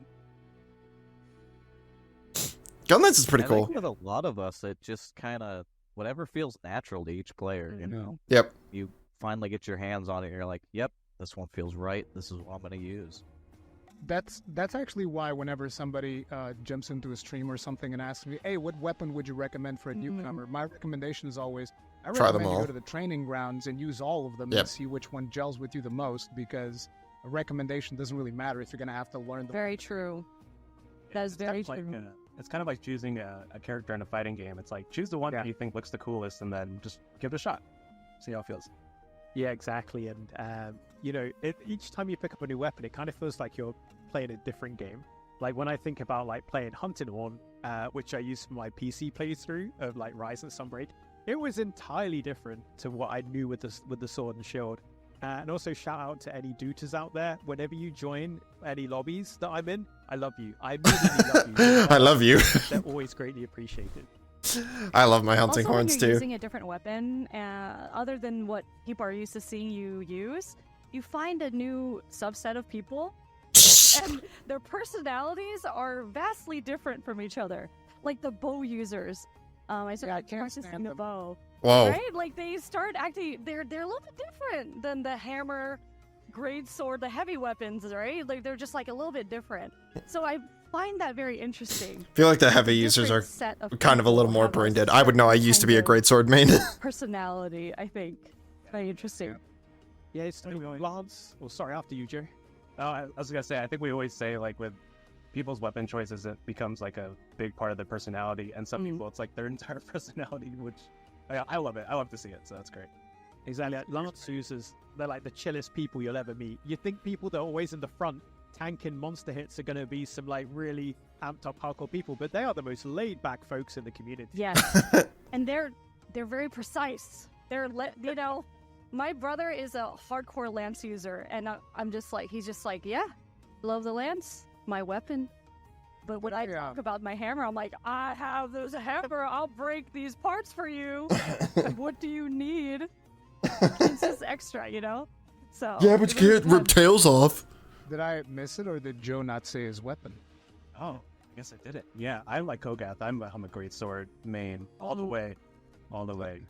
Yeah, I just wanted to make yeah, once you see those gigantic damage numbers, it's really hard to go back. Yeah, that's true. I just wanted to make sure that we didn't have any longsword mains. God, I knew this was gonna happen.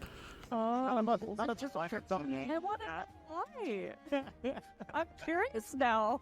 It's just a meme in my community that I like to make fun of it, and it's just an exaggerated meme that ended up happening. Guys, we have to everyone check out the pages now. Everyone raid the pages and find out. Huh. Oh my God. Everybody hates the longsword. Yes.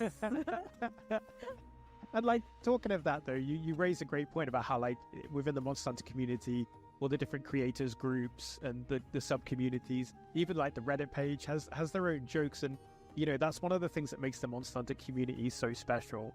And like for me, kind of coming into Monster Hunter, it was actually the content creators that taught me how to play the game back in the 3U days. You know, I had my little my 3DS and all of that, and I didn't know how to play this game. I loved hard games. I kind of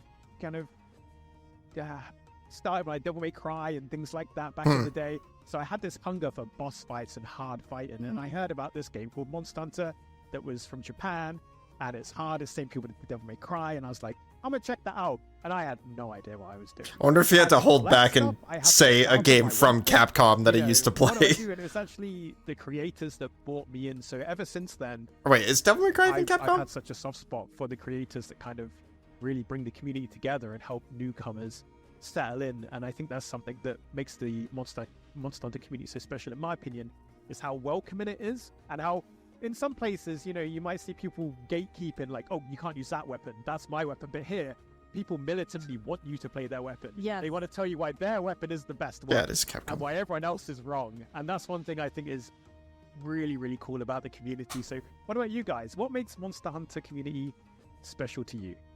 Well, on that note, it's like, well, there's only one weapon that's got great in its name. Great. But yeah, the community has just been something that's kept me going for, you know, past, let's say, 10, 12 years, give or take. Because I started doing community stuff with Monster Hunter Try.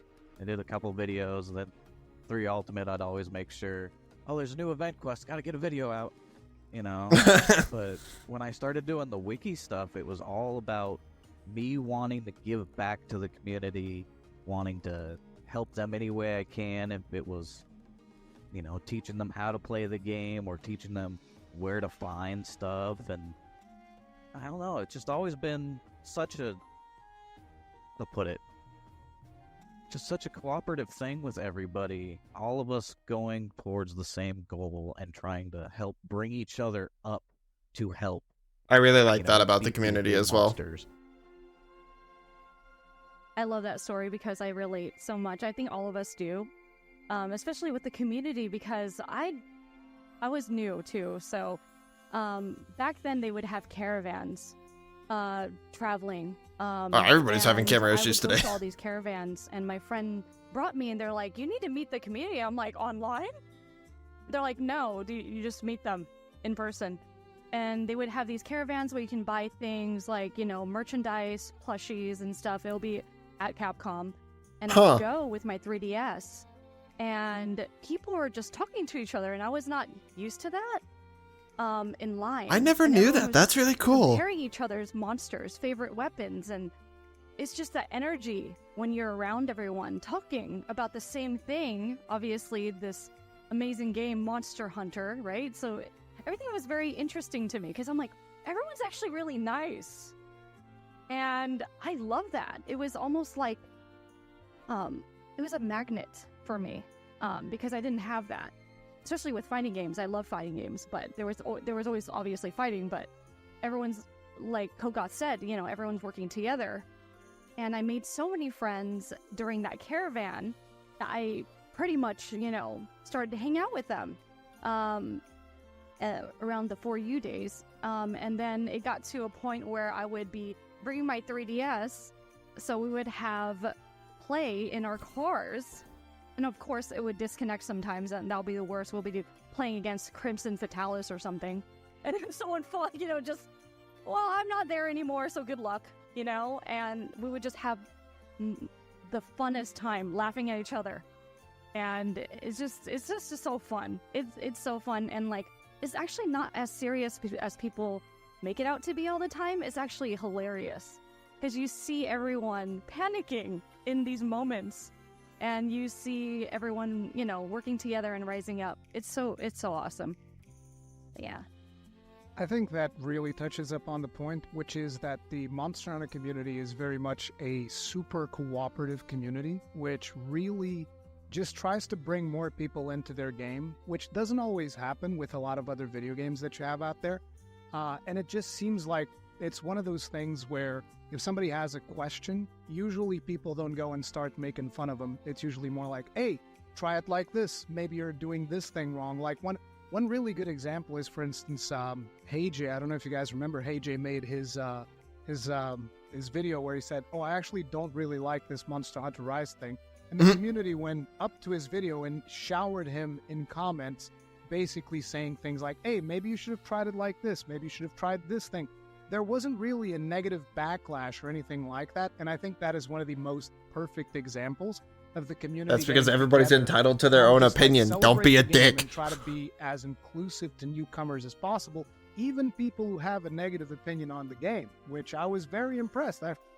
Even though I was aware that because I had been creating content for the game, I was aware that the community is very positive. I would still expect like more people to come out and be like, you don't know what you're talking about or something like that. There was almost none of that, which is almost unheard of for a lot of communities, I would say. So yeah, I was very impressed. Yeah, I think it's one of those things that comes from the series kind of like having more humble beginnings in kind of like the Western territories and being a phenomenon in Japan. And I feel like anybody who got their hands on it here in the US or Europe were just super, super excited about it. They just want people to like understand, like, this game is so good, you need to get it. You need to get it. And so I think like it's just created this like groundswell of everybody like wanting people to play Monster Hunter, just to try it, just to understand it. And I still try to get people really into created, it. like a community that's super positive and welcoming. So yeah, it's really great to see. Yeah, we had all these niche little communities, and we just want more and more people to come join us, you know. Come on, come help with this Rathalos. And, oh, you need help with that monster? I'll help you out. No worries. And we just keep getting together and growing as a family. I did so many Alatreon lobbies. It was insane. Like for like the moment Alatreon dropped, I think for the next 3 weeks, almost every other day, I was like, okay, guys, everybody that hasn't killed Alatreon yet, let's go join the party. We're all coming. That's it's fucking a big awesome. Alatreon train, and we're gonna kill them a bunch of times. Everybody get your materials. It was a celebration. It was that. It was for Cult to Roth. We did the same thing. For Safi Jiva, we did the same thing. So it's a ton of fun. I agree. The Latreon was crazy because that was the wall that everyone hit, and I think everyone who was streaming at the time like worked together to figure it out. And I remember that day that it launched, and I was like, I'm not sleeping. So everyone here, I'm sure you guys understand, we did not sleep until we figured it out. You know. Yeah. And it was crazy. And so I'll always remember that. You know, Latreon's crazy. So good point. Good point. Thanks for that, Alatreon, as well. We appreciate you bringing the community together. For the greater good. For the greater good. See, this is almost like the precursor to the Helldivers, like, democracy thing. Before I know we're talking a little bit about, like, World and Rise, and, you know, obviously, like, the series has reached, like, this global status where, like, a bunch of people are playing it and everybody knows about it. But let's wind it back a little bit. So I don't know if any of you guys, you know, played the first Monster Hunter on PS2 or played some of the games on PSP. And if you have, what was that first experience like? And if you haven't, are there any, like, monsters from that era that maybe, like, really connected with you? Yeah, like I was saying earlier, that's where I started, PS2. And just that first Cutku that destroyed me has stayed with me, and it's become one of my favorite monsters throughout the series. Just a, you know, goofy pink chicken monster that breathes fire. I've never seen anything like that until playing Monster Hunter. And it's been fun watching that monster evolve throughout the series as it comes in, and, you know, it gets subspecies and similar species to it, like Yangaruga. Even though I didn't play the initial games, I did watch my brother get very angry and throw his controller many times. Damn. And I do remember him getting really angry about the Cutku, which I thought, like, are you serious? And he's like, yes. And I was like, okay. So, you know, you're right. Like, seeing it evolve is very interesting to me as a spectator as well. So, that was very cool that you said that, because it did pique my interest a little bit. I would say back then, even though I didn't play the game. I would say I can't imagine getting angry at Monster Hunter, but I've definitely gotten angry. The Kutku and how it was a wall for a lot of players in Monster Hunter 1. I didn't really play Monster Hunter 1, but like I said earlier, I did play Freedom Unite with my friend. And one of my fondest memories was actually Gypsyros. Because Gypsyros does that thing where he plays dead, but he's actually not dead. And so my friend completely trolled me. He was like, oh yeah, he's dead, let's go carve now and whatnot. And the music stops, and you're like, oh, okay, this is fine. I go up to carve now. It's not working, like, is it glitched? Do we get this? And then he just, like, does his thing and one-shots me, and I was like, hey, wait a minute. And my friend's just laughing himself. I was like, what the hell? What do you mean? That's not fair. I like how they waited. They're just like, let him cook. let him figure it out. I love that, because that's what we do too. Because we're like, oh, this will be perfect, because they don't know. That becomes kind of like a rite of passage whenever we bring a new player and we're playing some of the older games or something. It's always like, oh yeah, Gypsyros. Yeah, let's do Gypsyros. Oh yeah, he's fine. Go ahead and go get your loot. It's fine. It's all good. I can say for me, I joined a little bit later. I was a 3U. That was as I mentioned, my first one. Same. Yeah, and then quite rapidly as well, I was like, I'm going to get into 4U, and then, like, 4U's when I was like, yeah, I love this franchise. Like, I really enjoyed 3U, and I was like, this is great, this game's cool. And then I jumped onto 4U, and yeah, the rest is kind of history. I was in since then. And yeah, it was really special how even between 3U and 4U, how different the games felt. You know, one thing about Monster Hunter is, like, each generation has a different feel to it, and some new additions and things like that, was keeping the core DNA there. So you're always on your toes, always finding out fresh things, even for your favorite weapons. The identity is still there, but they play a bit different. They have a few tricks, or what they have has changed. Like, you know, when you think, for example, between 3 to 4U and then jumping ahead and you look at the difference between like World and Rise, there's always something new and there's always something to grow as a hunter and to try out, and that's what I found really, really fun. I agree. Yeah. You know, speaking of that era where you kind of started, John, that's also where I started as well. And honestly, it's the guides from the community and different creators that helped me really get into it. So you talked about it a little bit, but is there any like kind of key memories from that era of Monster Hunter 3DS that that really resonated with you guys? The first time jumping in the water and actually being able to swim in it, that was amazing. There's so many memories. I can't even. I mean, Gormagala showing up, Tetsukabra, you know, fighting that. Oh, and then, Tetsukabra is fun. Making all the armor sets. I think that game also hooked me. I couldn't believe how immaculate to me that game was, and it's still to this day just indented into my, I guess, memory. I even told the previous community managers it changed my life, and they're like, huh? And I'm like, no, I'm being serious. This game changed my life. And I think they kind of were like taken back by that, and I was like, no, it was my hands were bruised.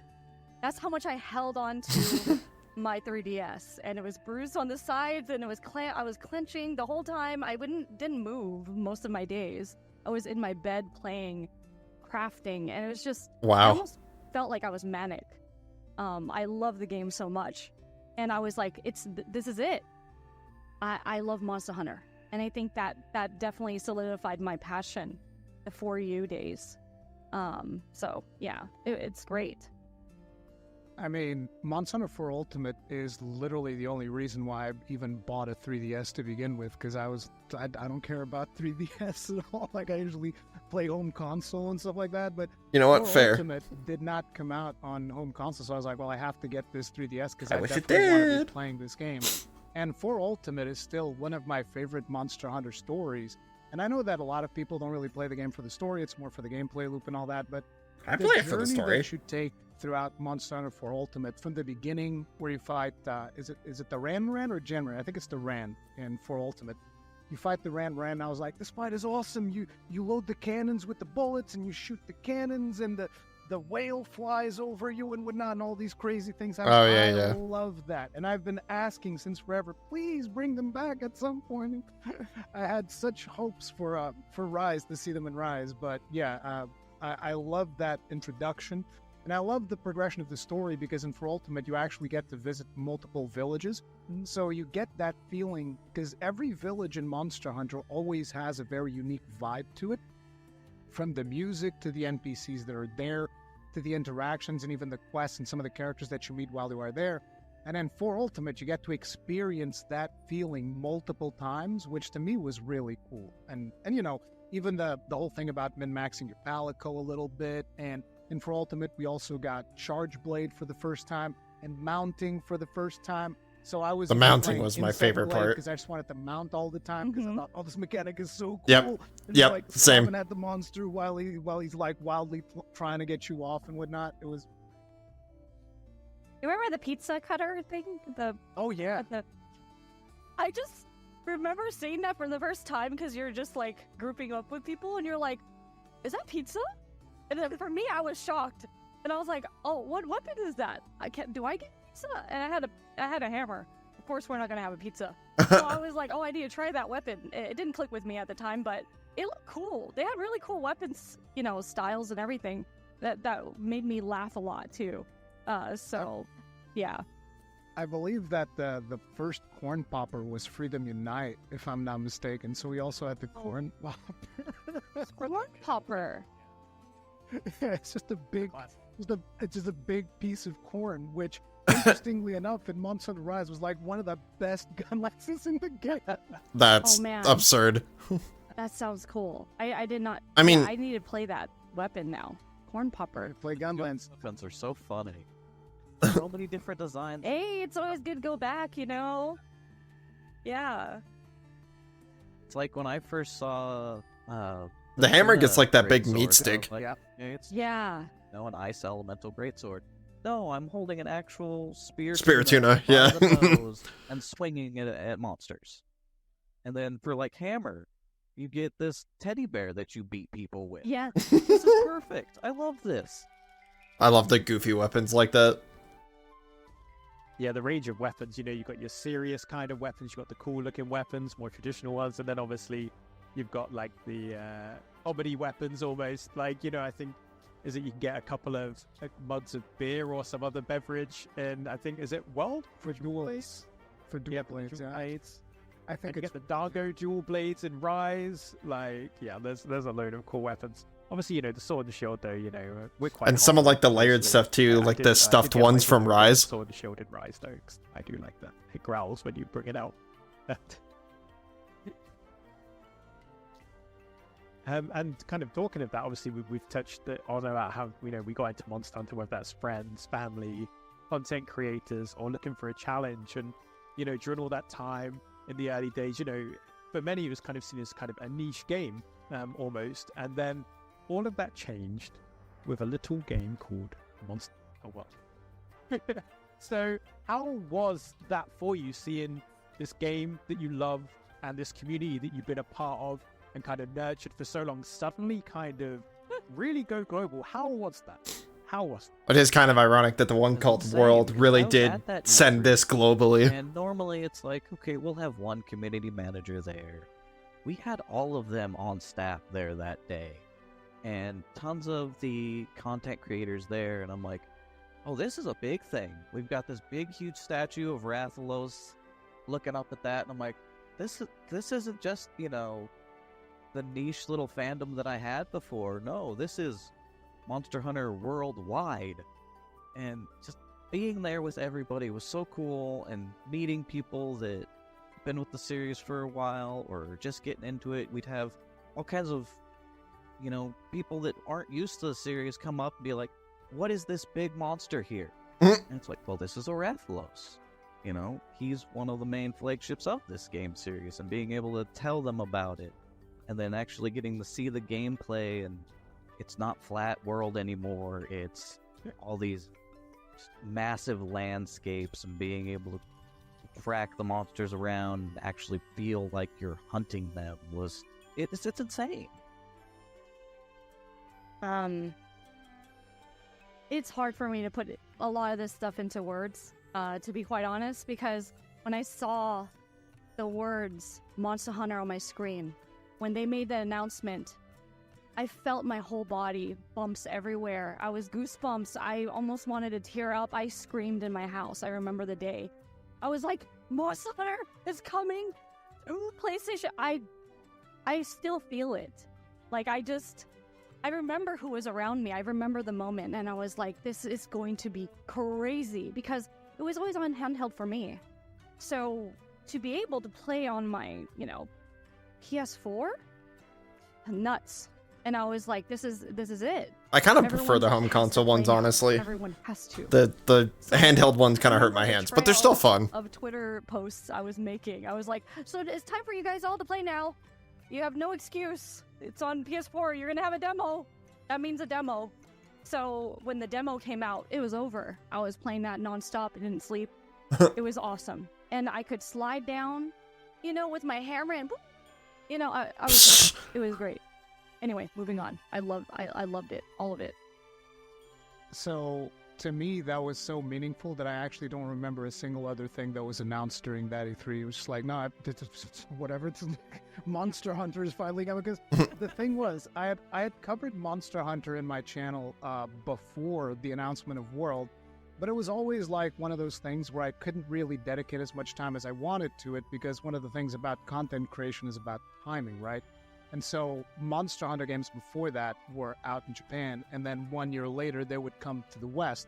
And by then, most of the really, dedicated content creators would buy the Japanese version, and they would somehow manage to interpret what was going on in the game. And I was like, I can't do that. I don't know. I can't try out the game in Japanese. It's just really weird to me. I can't play it like that. So when I realized that this one was going to have a worldwide release, I was like, oh my God, I've been waiting for this for so long. I've been wanting to cover. So instantly, just like video after video, telling people about how amazing this game is, and we all need to play this game. This is going to be insane.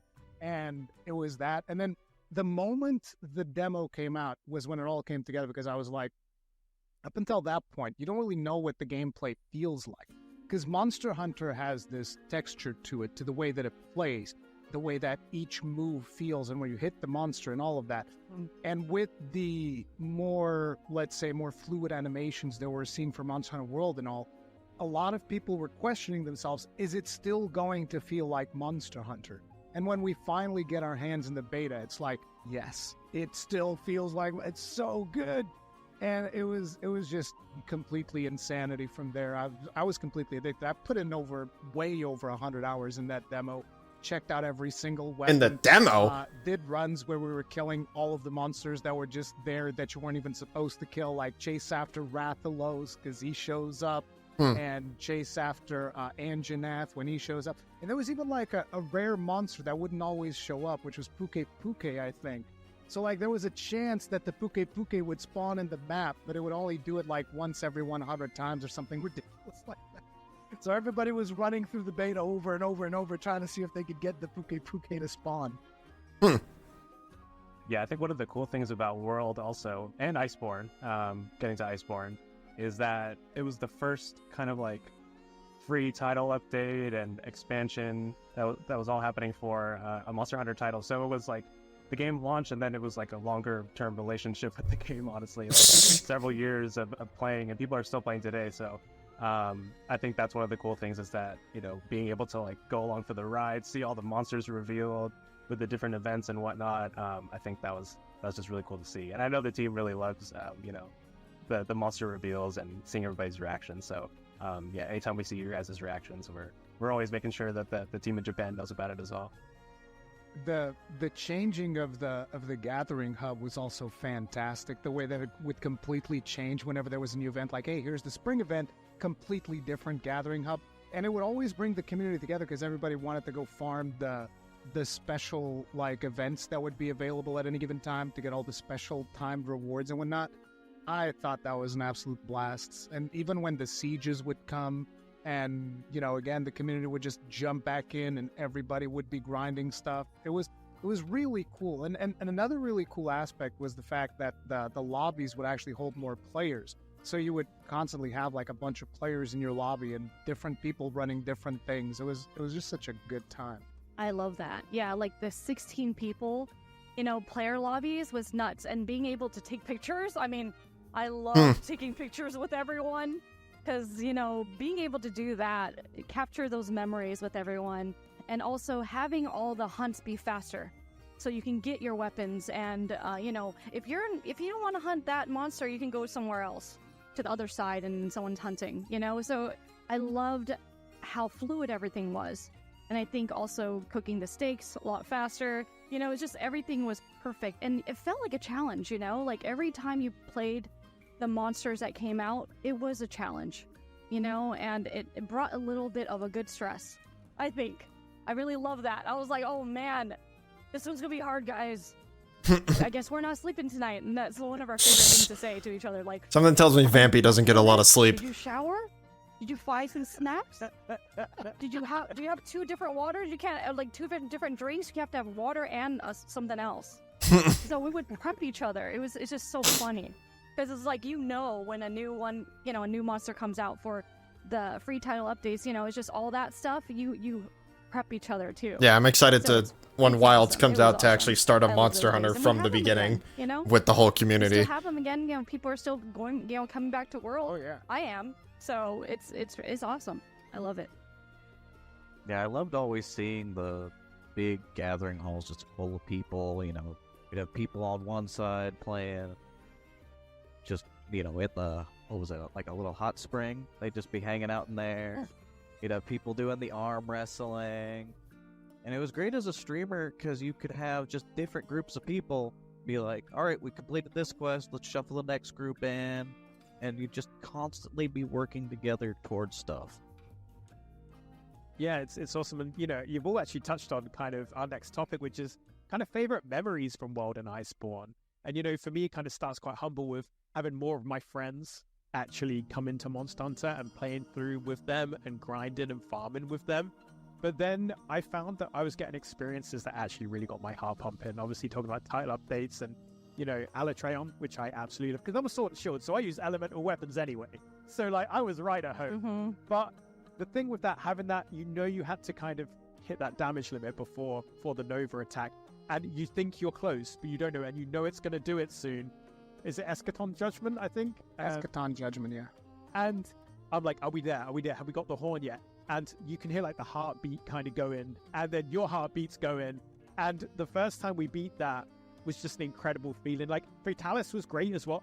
Fatalis was insane, but just the kind of pressure I felt in that hunt. And then the kind of the nostalgic music playing at the end as well when you do take down Alatreon. That was really, really, really special. And as a Sword and Shield user, I felt validated that my elemental set was so good. Gogath? I'm trying to think. Okay, Vampy, do you want to go? Because I have mine. The most memorable thing about World? There's The most memorable thing that happened to you while you were playing World. Oh. This is really hard, guys. Like that is kind of hard. There's a lot of really good moments that I've had in Rise alone. Trouble with it. Like, you know, I have to say Alatreon, because when it came out, I was like, okay, how is this going to be different? You know, how is it going to be different to hunt? And also being a hammer user, everyone was counting on me every time I streamed. Can you break this for me? And of course you don't want to let them down. You're like, yeah, I got you. So I had to practice. So I definitely remember, you know, a lot of the community would come into my streams like, can you break this for me? Break that for me? Especially during that time. And I was giving myself a lot of stress. I was like, you better break it. The first part, you better break it. So I had to be exact with everything I was doing. So when it first came out, I think I slept at like 8 in the morning. I had some people come in, you know, previous, friends of mine in the community, and they're like, did you sleep yet? And I'm like, no, we haven't beaten it yet. I will not sleep. And you shouldn't make promises in the beginning of a stream. I recommend don't do that, because you're not gonna rest. But that was definitely one of my most memorable, because when we did finally beat him, it was with the people that I hunted the most, because we work very well together. So we can synchronize, and we trusted each other, that we knew our weapons very well. And I think that's one of the main things, is working with a team that knows their weapon and knows timing. And being able to have that, you know, camaraderie with friends is awesome. So yeah, same then. So it'd be easy to also go after Alatreon. So I'm going to mention 2 other things that were extremely memorable for me. So one of the first ones was one of the first times I interacted with Basilgoose, which ends up being my favorite monster, particularly the seething variant that we got with Iceborne. That's my favorite monster of all time. Easy, because I'm all about explosions and he's all about explosions. But the really cool thing was that he would just jump into your hunts and be the most annoying creature ever. I was fighting, I think one of the first times, I was high rank fighting a Radabon in what was it called? I forget the name of the the place where Radabon hangs out. You guys know what I'm talking about, right? The Rotten Vale. Rotten Vale. So I'm in there and I'm fighting Radabon, and he comes in and he starts dropping, his bombs. And I was like, what's this? And then I hit one of them by mistake and it explodes in my face. Now, what's going on? And then he drops in, boom. I was like, what is this? What's going on? And then he leaves. And I'm like, oh, okay. So I continue fighting Radabon, and after a while he comes in and does the same thing again. And I was like, no, this is not right. So I chase him all over the map. You're not supposed to fight him at that point, but I just chase him all over the map, and I fight him for, I don't know for how long I fought him, but I think I carded 3 times to him, and I lost the quest because I was just like, forget Radabon, I need to kill him because he's so annoying. So like that rivalry, I was super excited about that. That's one of my favorite memories. And the other one was actually a collaboration, Extremoth, if you guys remember, Behemoth, but like the extreme version of him, because that required so much coordination that I had to like bring in my previous expertise from MMO rating, and I was like, okay, guys, here's what we're gonna do. When he does Charybdis, everybody that has the thing under you, you have to go to one of the corners of the map. You have to drop your tornado in the corner of the map. Then you come back. I was playing Sword and Shield for that. I made a build that was all about like wide range, healing, speed eating, whatever was the thing that made you sometimes not consume your consumables. Yeah. I forget what Free the name of meal. the skill is, but I had all of those things going, and the idea was everybody in my lobby, you never have to heal. You never have to worry about that. All you got to do is deal damage, okay? Yeah. That's kind And of I know smart. exactly when I want the mount, so I will do the mounting when it needs to be done. I will do everything, and it was amazing because it was such a thing that required so much coordination, and it took a tremendous amount of time to actually do, and it was a ton of fun to go through and do that fight. I loved it. Yeah, I love that. I mean, when you're talking about it, I visually was seeing like how everything mapped out because I never used my radial. I usually just craft everything. Oh, wow. The first time I actually Oh my used God. it, I was like, oh, I have to like have that jump mechanic, So I had to put on the bottom of my radial, and I was like, okay, do the the healings and all that stuff. It's just crafting on the spot, So that was definitely one of them that I had to use for. Using the Dragoon jump to escape the meteor? Yeah. No, I was always Just- hiding behind the rock. You just get, it's all timing, and I think that's one of the things too, like, to learn it, right? Like, so well that you know the time, right? Like, everything's timing. And especially with those kind of monsters, you're like, okay, better count. So we're counting too. It was really crazy. I was like, what? I felt insane. That hunt, I definitely felt like an insane person. But also, you wanted the armor set. It's beautiful. Oh, Gorgeous. yeah. I felt so cool, and you can change the colors and everything. I was like, oh, look at me. Like, every time you go into, like the Gathering Hub and you have a new set, you always feel like in 4U, where you could, like, change the color. So fancy. I know, you just feel so cool. Like, oh, I have it. You don't have it? Like, Oh, that's oh, you don't have it. Oh, right there. Oh man, too bad. I guess Rank not game. Yeah. Oh, I mean, I'm good, I guess. Stream life. Love that. No, but it was fun. It was fun. At the same time, a lot of us would be like, "Oh, you don't have that? Well, come on, let's go get it." That's true. Make our friends. That's true. Let's help do them. It was a lot of fun. It was really good times. So, Matt, did we circle back around to you I for think your... for me, what impacted me the most was when Iceborne came out and we got near the end of it, and all of a sudden, here's the general showing up. Hey Hunter, we need you. It's like, there's more story? You guys are adding more? And the whole nostalgia wave of going back and having to fight Fatalis again, it's like, I get to teach you this lesson again, old man. Here you go. And I just loved how much it was still the same, yet different at the same time. It's like a lot of the old strategies still worked. It's still Fatalis, but they changed it so much with Iceborne, and just, again, how much this series evolves through time. It's crazy, and it just really moved me hearing the music again, and you'd get those goosebumps.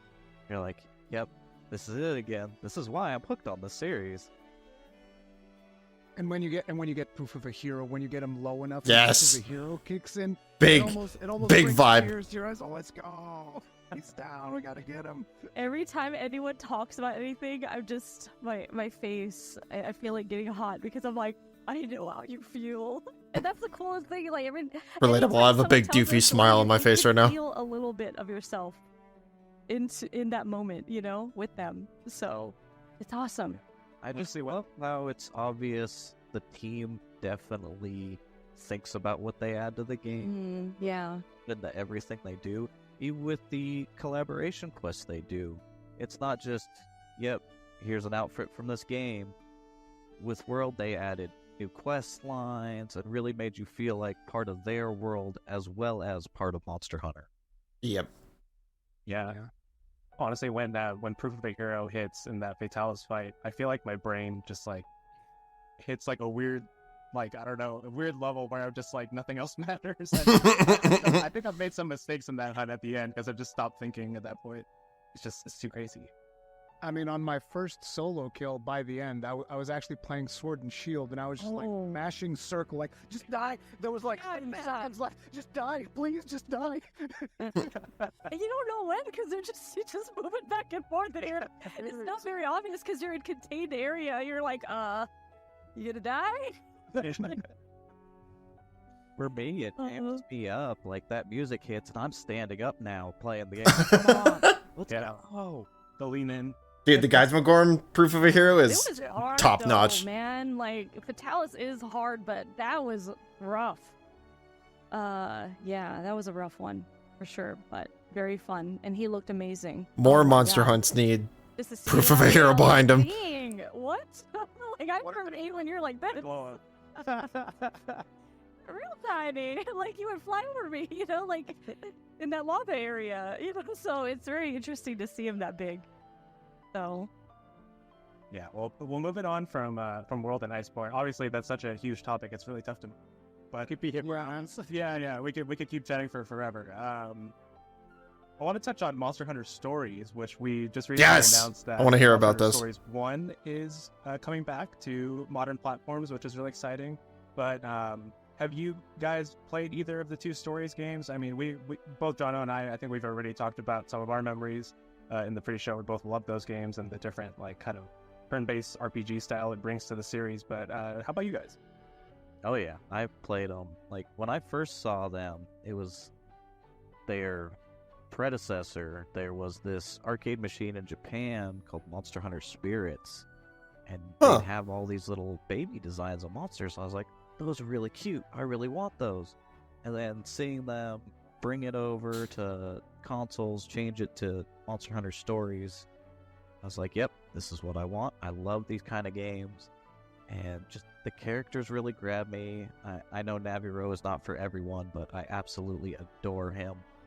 Really excited first game's coming back because not many people have experienced that story. And Yep, I'm very there's excited so to play much through those backstory 2 on him, games. and it will make you love him. Just the story, the narrative, and the gameplay is great because you're actually getting to fight with these monsters that you've known and loved over the years. And Catch just me building riding that as an bond with ogre. them is so cool. yeah, I definitely agree. I think that when I initially started getting into the Monster Hunter series, being able to play with others, but my first love is RPG, like just those turn-based style games. So having that style of game for Monster Hunter introduced to me, you know, and being able to play it is just 2 of the best worlds together for me. Seeing it very cute in that way, chibi, and also like their story, and also like getting my friends who are RPG nerds like that, the turn-based style, getting them into it was really easy. They're like, oh, why do you always play Monster Hunter? Or what are these monsters? I don't understand anything. And even though they don't like the other kind of game style, they could play this, and they thoroughly enjoyed this. So the story. Yeah, I might try and get was one of my perfect friends into for, it who every doesn't kind of exactly person like the Monster Hunter that, you know, series. that I could talk to about Monster Hunter. And they eventually learned all the monsters too. So when I would stream the other games, they were like, "Oh, so that's Rathalos," and I'm like, "What?" And I'd never heard them talk about Monster Hunter before. So it was just kind of cool but weird at the same time. Like, oh yeah, sure. Then that means you have to play in other games now. So they liked it too. They loved it. So I loved it. They loved it, and it's pretty awesome that for me, seeing it in that way was really cute and fun. So yeah, I'm excited for it. I got to see Legiacris again after so long. I've missed Legiacris for so long because, like, like I said, I started with Try, even though it didn't really click with me. I still had fond memories of that mission where you jump into the water and there's Legiacris just being super menacing and whatnot. So being able to see him in that game and actually have him on my team was really cool. But ultimately, just being able to actually ride a Basel Goose around, I was like, oh, this is so awesome. And the cool thing is also that you fight alongside the monsters.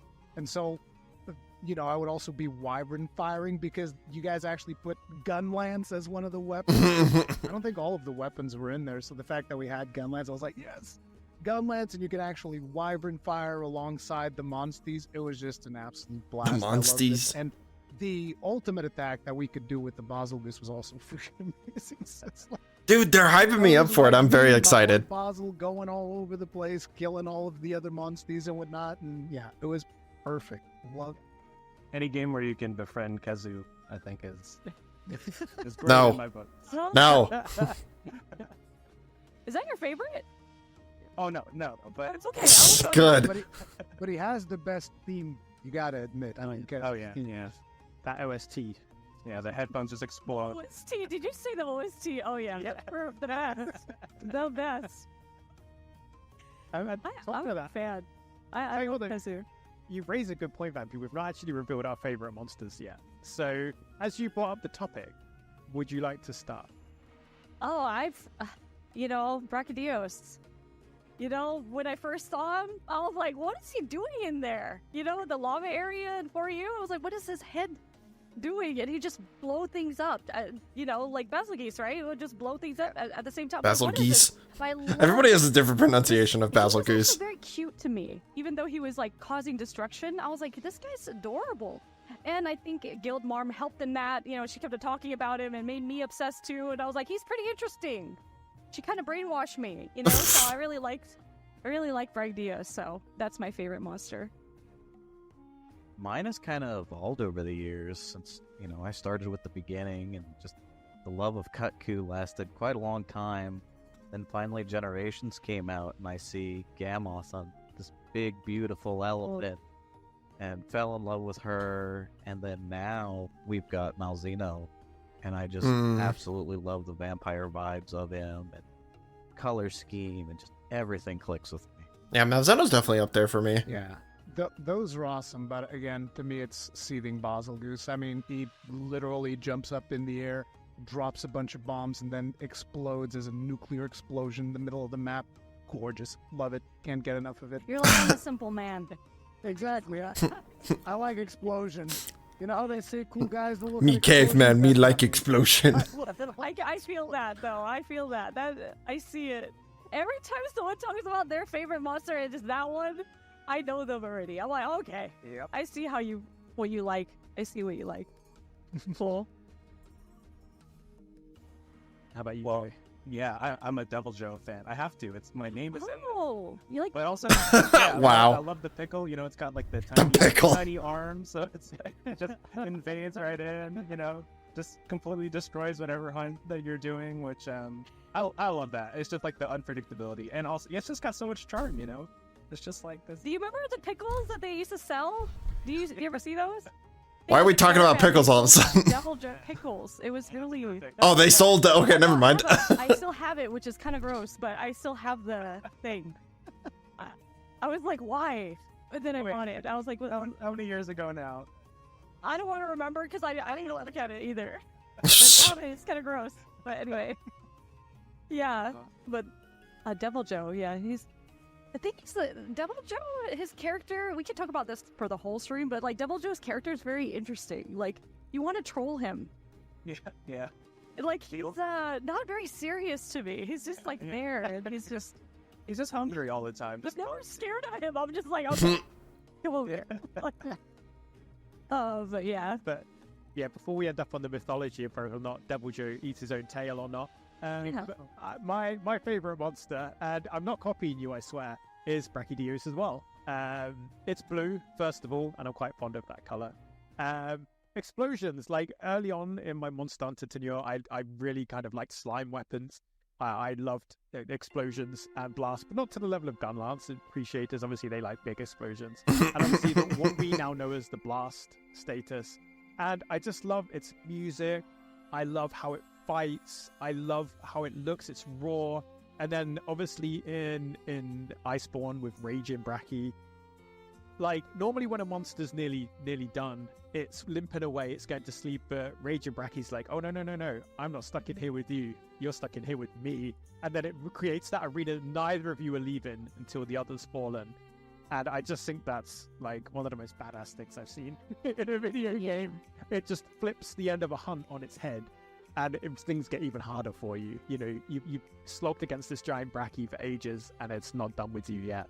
So yeah, I've got to be another one for the big blue monster. I kind of talking as well. I know obviously Kogaf mentioned Malzeno. Obviously, Rise and Sunbreak, the most recent Capcom Monster Hunter releases. Like for me, like talking about my favorite parts of that is I've never played so many different weapons in a Monster Hunter game than I did Rise and Sunbreak. And for me, that would be the different Switch Scrolls and Switch Scroll Swap and the Silkbind attacks. I loved they introduced Shield Bash and Metsu Shurigeki for the Sword and Shield, which I loved. They made the Switch Axe into this aerial menace. Like, no other title made me explore so many weapons, and I love it for that. What about you guys? What were your highlights of Rise and Sunbreak? Honestly, I really liked I forget what we called them now, but that base defense little mini game we had. Rampage, that's it. I just thought it was cool because it was something different. It's like, yes, we're still hunting the monsters, but we're on defense, not on offense this time. We're not going to their home, they're coming to our home. Yeah, just the story of that game really hit me too, especially as they added the rampages, following along with the story and how, you know, following Narwa and Ibushi, and just how they interacted with the NPCs was really cool. Yeah, that was definitely a lunch date that I'd say they remember, but Ibushi don't. I love the story of Narwa and Like Ibushi. further in the Sunbreak, when they added the ability to hunt with the NPCs, I thought that was great. That's Yes. something I've been wanting. The for twins a are long so time. helpful. A lot of times I'll play solo if I'm not streaming or I have friends online, and then I still have that camaraderie with the NPCs, and some of them are unpredictable. You know, I never know when they're going to shoot me in the back of the head while I'm trying to go after a monster, or sometimes they'll just run off and you're like, what are they doing? And then here they come back with a riding in on monster. monster. It's like, I love this. This is perfect. I really like the theme of the whole game. It's just very different from what I was used to anyway, especially vastly different from World and Iceborne. Being able to get to know the NPCs was very interesting too, because they had a lot of personality. Like, they always had personality, but like a lot more in this game. And also, I do agree with the trying new weapons. I actually tried all of the weapons in this one and played all of the weapons in this one as much as possible, more than generally what I would just use hammer or hunting horn or something. Also, being able to guess the next monsters, I think, is always really fun. So Shagru Magala, Gore Magala, Astalos, you know, that was freaking me out because I was like, oh, this is crazy. Like, seeing them come back and, you know, I kind of guessed it was Gore, but then, I mean, everyone was doing their guessing game online. So seeing them again was very exciting, especially if you're, like, playing For You a lot in those games and Generations. You're like, oh, they're back. That's really cool. And, of course, everyone ate a lot of dango. And then, Lots of dango. dango. That was really fun because everyone's like, I'm full of dango again. And we always made jokes about that. They're like, what are you eating today? Oh, dango. Like, what else do you think I'm eating? And also the little tiny Tetsukabra. That was really cute. Seeing that in there. Oh, so, I think they put a lot of, like, thought into all of the ideas into that game, especially for fans. So, I really enjoyed it. I mean, I feel like I've already revealed this in some other video that we did a while back, but like one of my favorite moments was when I unlocked Blast Dash, because I was just in the training area, and then suddenly I realized, wait, I can chain this move? So I'm like, Blast Dash, and then I Blast Dash in the opposite direction, and you can do it like 3 times in a row, and I was like, wait, what? I can basically fly. There was even a meme that people made where there was because we had the wire bugs, right? So people were saying that normal users of normal players of Monster Hunter Rise were like Spider-Man, and Gunlands players were like Iron Man because we were flying around. Jeez.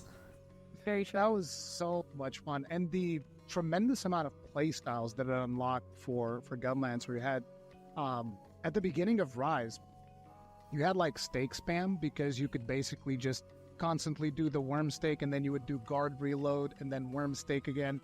And then you had different playstyles with full burst, and it was crazy. Like, just the amount of playstyles that the game unlocked for any given weapon was completely insane, which was one of my favorite aspects of it. I did play a ton of different weapons as well, but as per usual, I settled on the gun lance, and once we got to Sunbreak, they even gave us the bullet barrage, which is like, you just unload all the gun lance things at once, and you blast dash into the monster.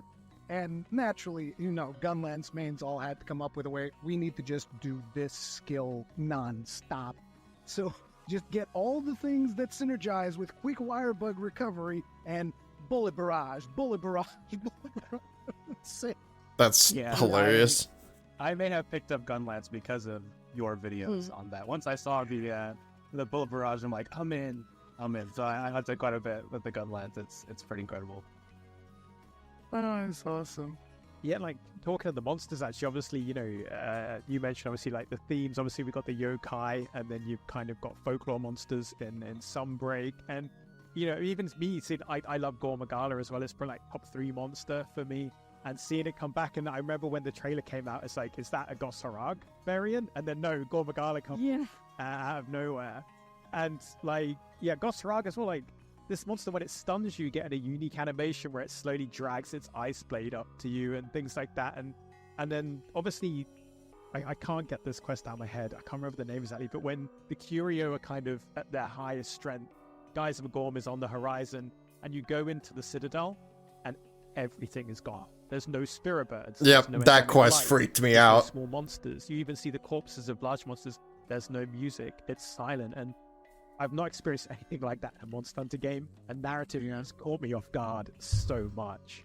That was quite something. And I really wanted to talk about it, like, once I played through it, like, when the game was out, but I couldn't because I wanted other people to have that experience and that surprise. Like, I'm shocked I didn't see it before playing Rise, since I'm so late to getting to it. Or a favorite moment like that, what would you say really stood out to you?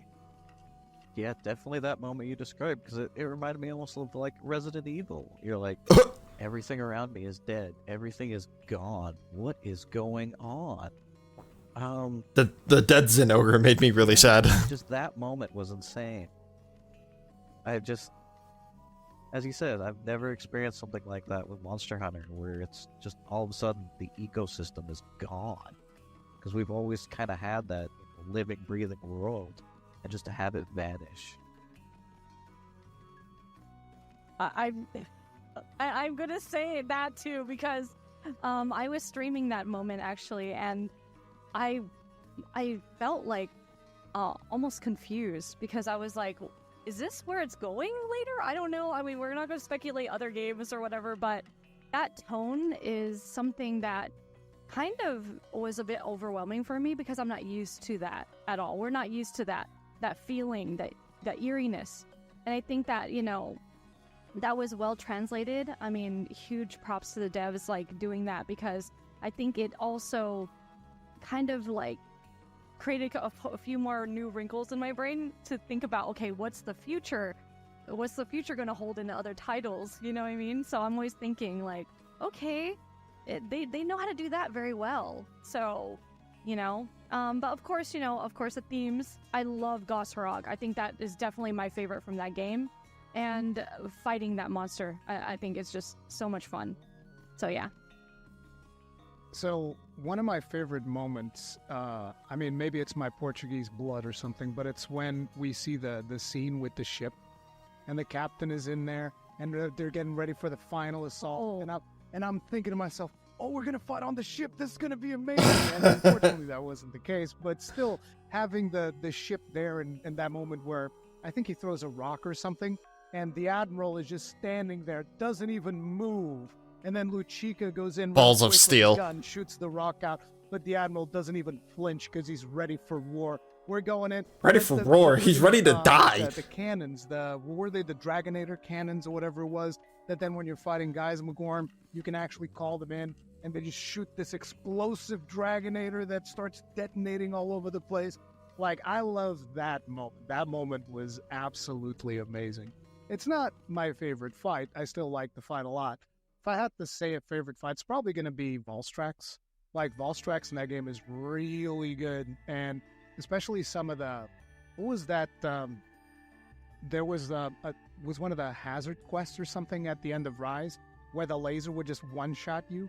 And there's even sometimes a moment where maybe you'll cart and then you're jumping back into that new map. And the second that you land, he's just like, I see. The laser to the face instantly. The panic. I just remember panic all the time. Yeah. Valstrax is really panic-inducing. I really like Violet Mizutsune, which has a really like interesting like spirit bomb type move. You're kind of just like staring up at. I just fought him yesterday. As much damage as you can, and if that thing hits you, it's all over. So that one in particular is a favorite for me. Another one, a memory I share with Kogath, is fighting Flaming Espinas. I knew that was coming. Yeah. Oh, that fight is annoying. I want to hear this. We were trapped in a room. Not trapped. We were in a room playing basically for an entire day. A TGS demo build. So the difficulty is tweaked, just to be like a little bit tougher. And the you don't have your set and everything, so you're not so comfy. But yeah, we basically hunted for an entire day. I think we carted like over, I don't know. What do you think, Kogath? Like 20 times? Oh, more than that. That's awesome. That's so cool that you guys shared that together. That event, we had multiple TGS builds of various Capcom games around. We had Street Fighter. What else was there? Yeah. All that us was Monster Hunter and beating Flaming Espen. Sounds about right. I gotta beat it. Yeah, we did not move. We were hooked. We were locked in until we got it. Yeah, and we finally did get it. And then I went back and I told the team how many tries it took us, and they were very happy. So they loved hearing that it was really tough. Oh, that's great. That's awesome. On release of Flaming Espinas, there's a really fun story because I would always make these very defensive gunland sets so that I could be super comfortable when I was fighting. So the moment that I'm fighting Flaming Espinas, because, I had seen the trailer and all that, I'm sitting there with my big set, and he's coming in with his big nuke that even, starts posturing. The one that one-shots everybody, right? He's coming in with that big nuke. And I could easily Superman dive that, but I was like, nah. My exact words were, I can block this 100%. You want to know? Note, he cannot, in fact, block that. It's like, I can block this 100%. And he just boom, dead. I was like, oh, okay. I guess not. Never mind. That's why I try. My Charge Blade buddy learned that the hard way. I always get. That's like a clip right there. But that's cool. I know the feeling. Oh, man.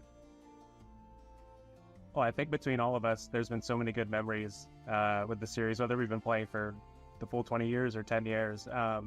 So before we wrap up, let's go around the horn. Any closing comments on the 20th anniversary? Kogath, I'll start with you. Well, as I keep saying, I've been here since the beginning, and it's just so weird to think, when I started playing, I was 18. Now I'm pushing 40. Oh. Like I've grown with this series and been such a big part of it. Seen so many different people come through, so many new monsters, and every game just astounds me every time. And I'm really curious what the series will grow into. Just the leaps and bounds we've made going from the 3DS games to World, then Rise. It's like, what's next? I can't wait. I can't wait to see what And Wilds has, it's been dude. so fun growing with all these different friends I've made along the way, and this community, and all the little jokes we have and can share with each other, and just know exactly what everybody is thinking with it. It's amazing. I love it. Oh, man. Well, first of all, being able to be here with all of you and hearing your stories, I think it's probably the most exciting thing for me, because when I'm playing, a lot of times solo, right? These thoughts go through my mind. I'm like, oh, I wonder if anyone else understands how I feel about this title. And they do. Everyone does. And being a fan, first and foremost, for this series is probably the most rewarding thing of this whole bit right here for Monster Hunter's 20th anniversary. It's insane for me. I think that my friends I still talk to all the time. Every time there's an announcement, we text each other. We write each other in Discord. Like we're immediately writing each other. Did you see? That's like awesome. 4 in the morning. Did you see that? I went to the restroom, but did you see that? And we text each other, and we're awake somehow at the same time. Dude, I'm shocked I'm awake. This is. Just, I did not expect it to be this long. with our groups of friends. But it's nice. It's nice hearing all Even these on stories. Twitter, I'm actually. you know, or just It's X, making me whatever really we call it happy. now. But it's just it's awesome, and I can't wait to see the next game. I know it's going to be insane. The team always thinks about the fans. They're always thinking about for the the next big thing. So I know it's probably going to be insane. So one of the most special things for Monster Hunter for me is naturally the friendships that are made along the way, like everybody's been saying, because it was through Monster Hunter that I became friends with Gaijin Hunter, the Eric's Gaming team, all amazing people, and even more content creators that I've created content with, just invited people to the podcast and whatnot. It's been absolutely fantastic. But another thing that I always notice when it comes to Monster Hunter games is that you can tell that the team working on this game is a team that is extremely passionate.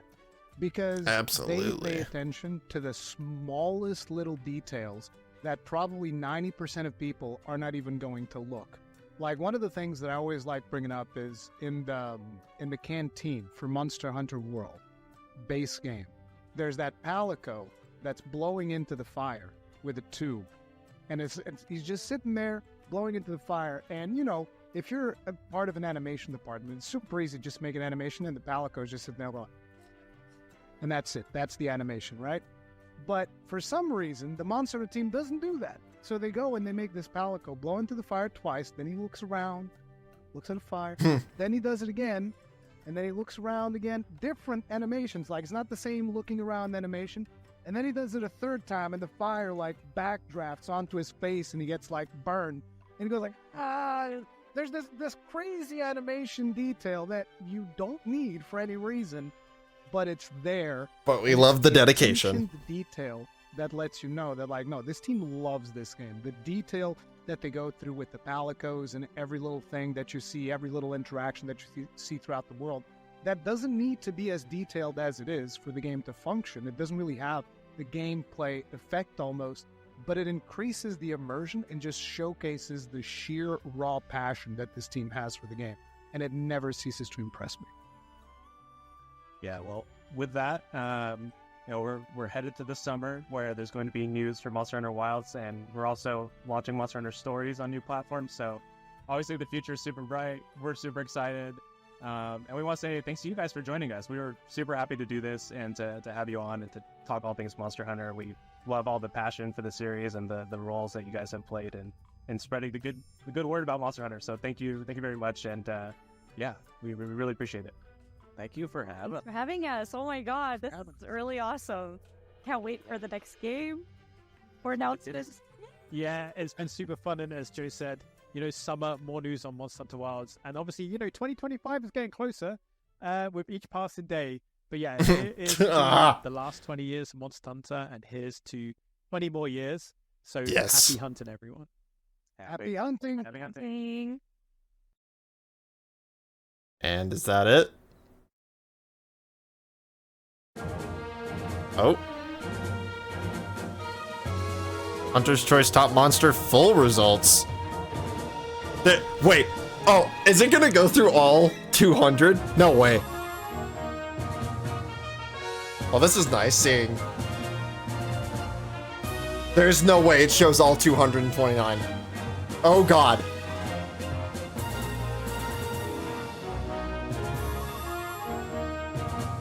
There's Stygian. Let's see who else. I forget who else was on there. Why did they make Brachiosaurus so small? Oh yeah, and Shigeru too. Oh my god, it's about to go through all 229, isn't it? Oh no. Oh boy, here we go.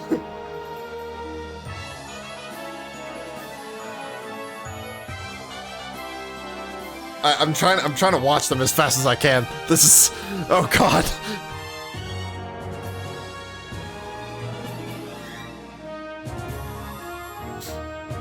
I think I have a sneaking suspicion who's gonna be on the bottom. I think it's gonna be, whatever that big mountain monster is. I can't remember the name of it for the life of me. There's Thunderlord Zinogre.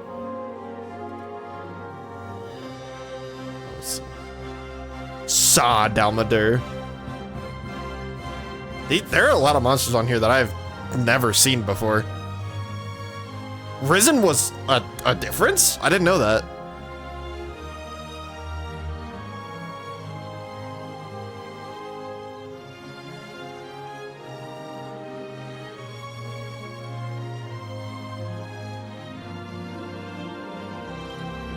I can't believe they're showing what rank every single monster got. That's crazy.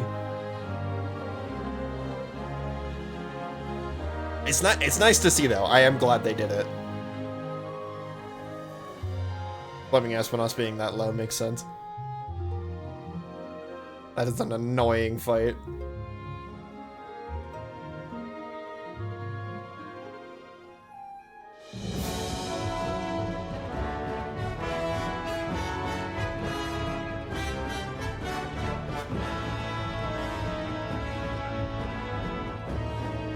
Man, I didn't expect to see a lot of these like more well-known ones way down this low.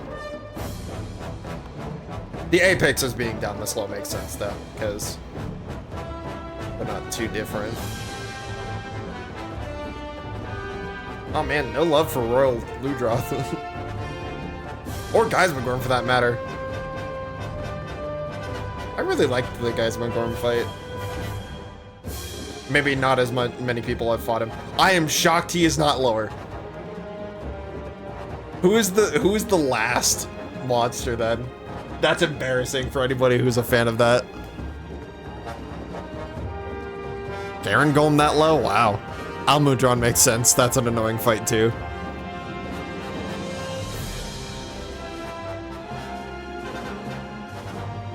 All the Risen ones that maybe people didn't vote for because they wanted to vote for the normal one.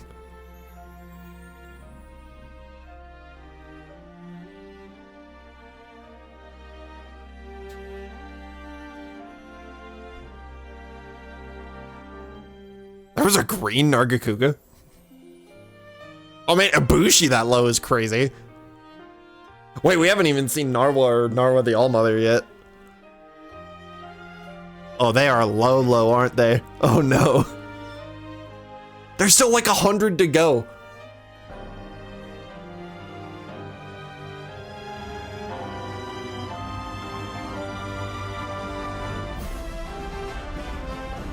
Oh, Tiger Strike Zamshio should be higher.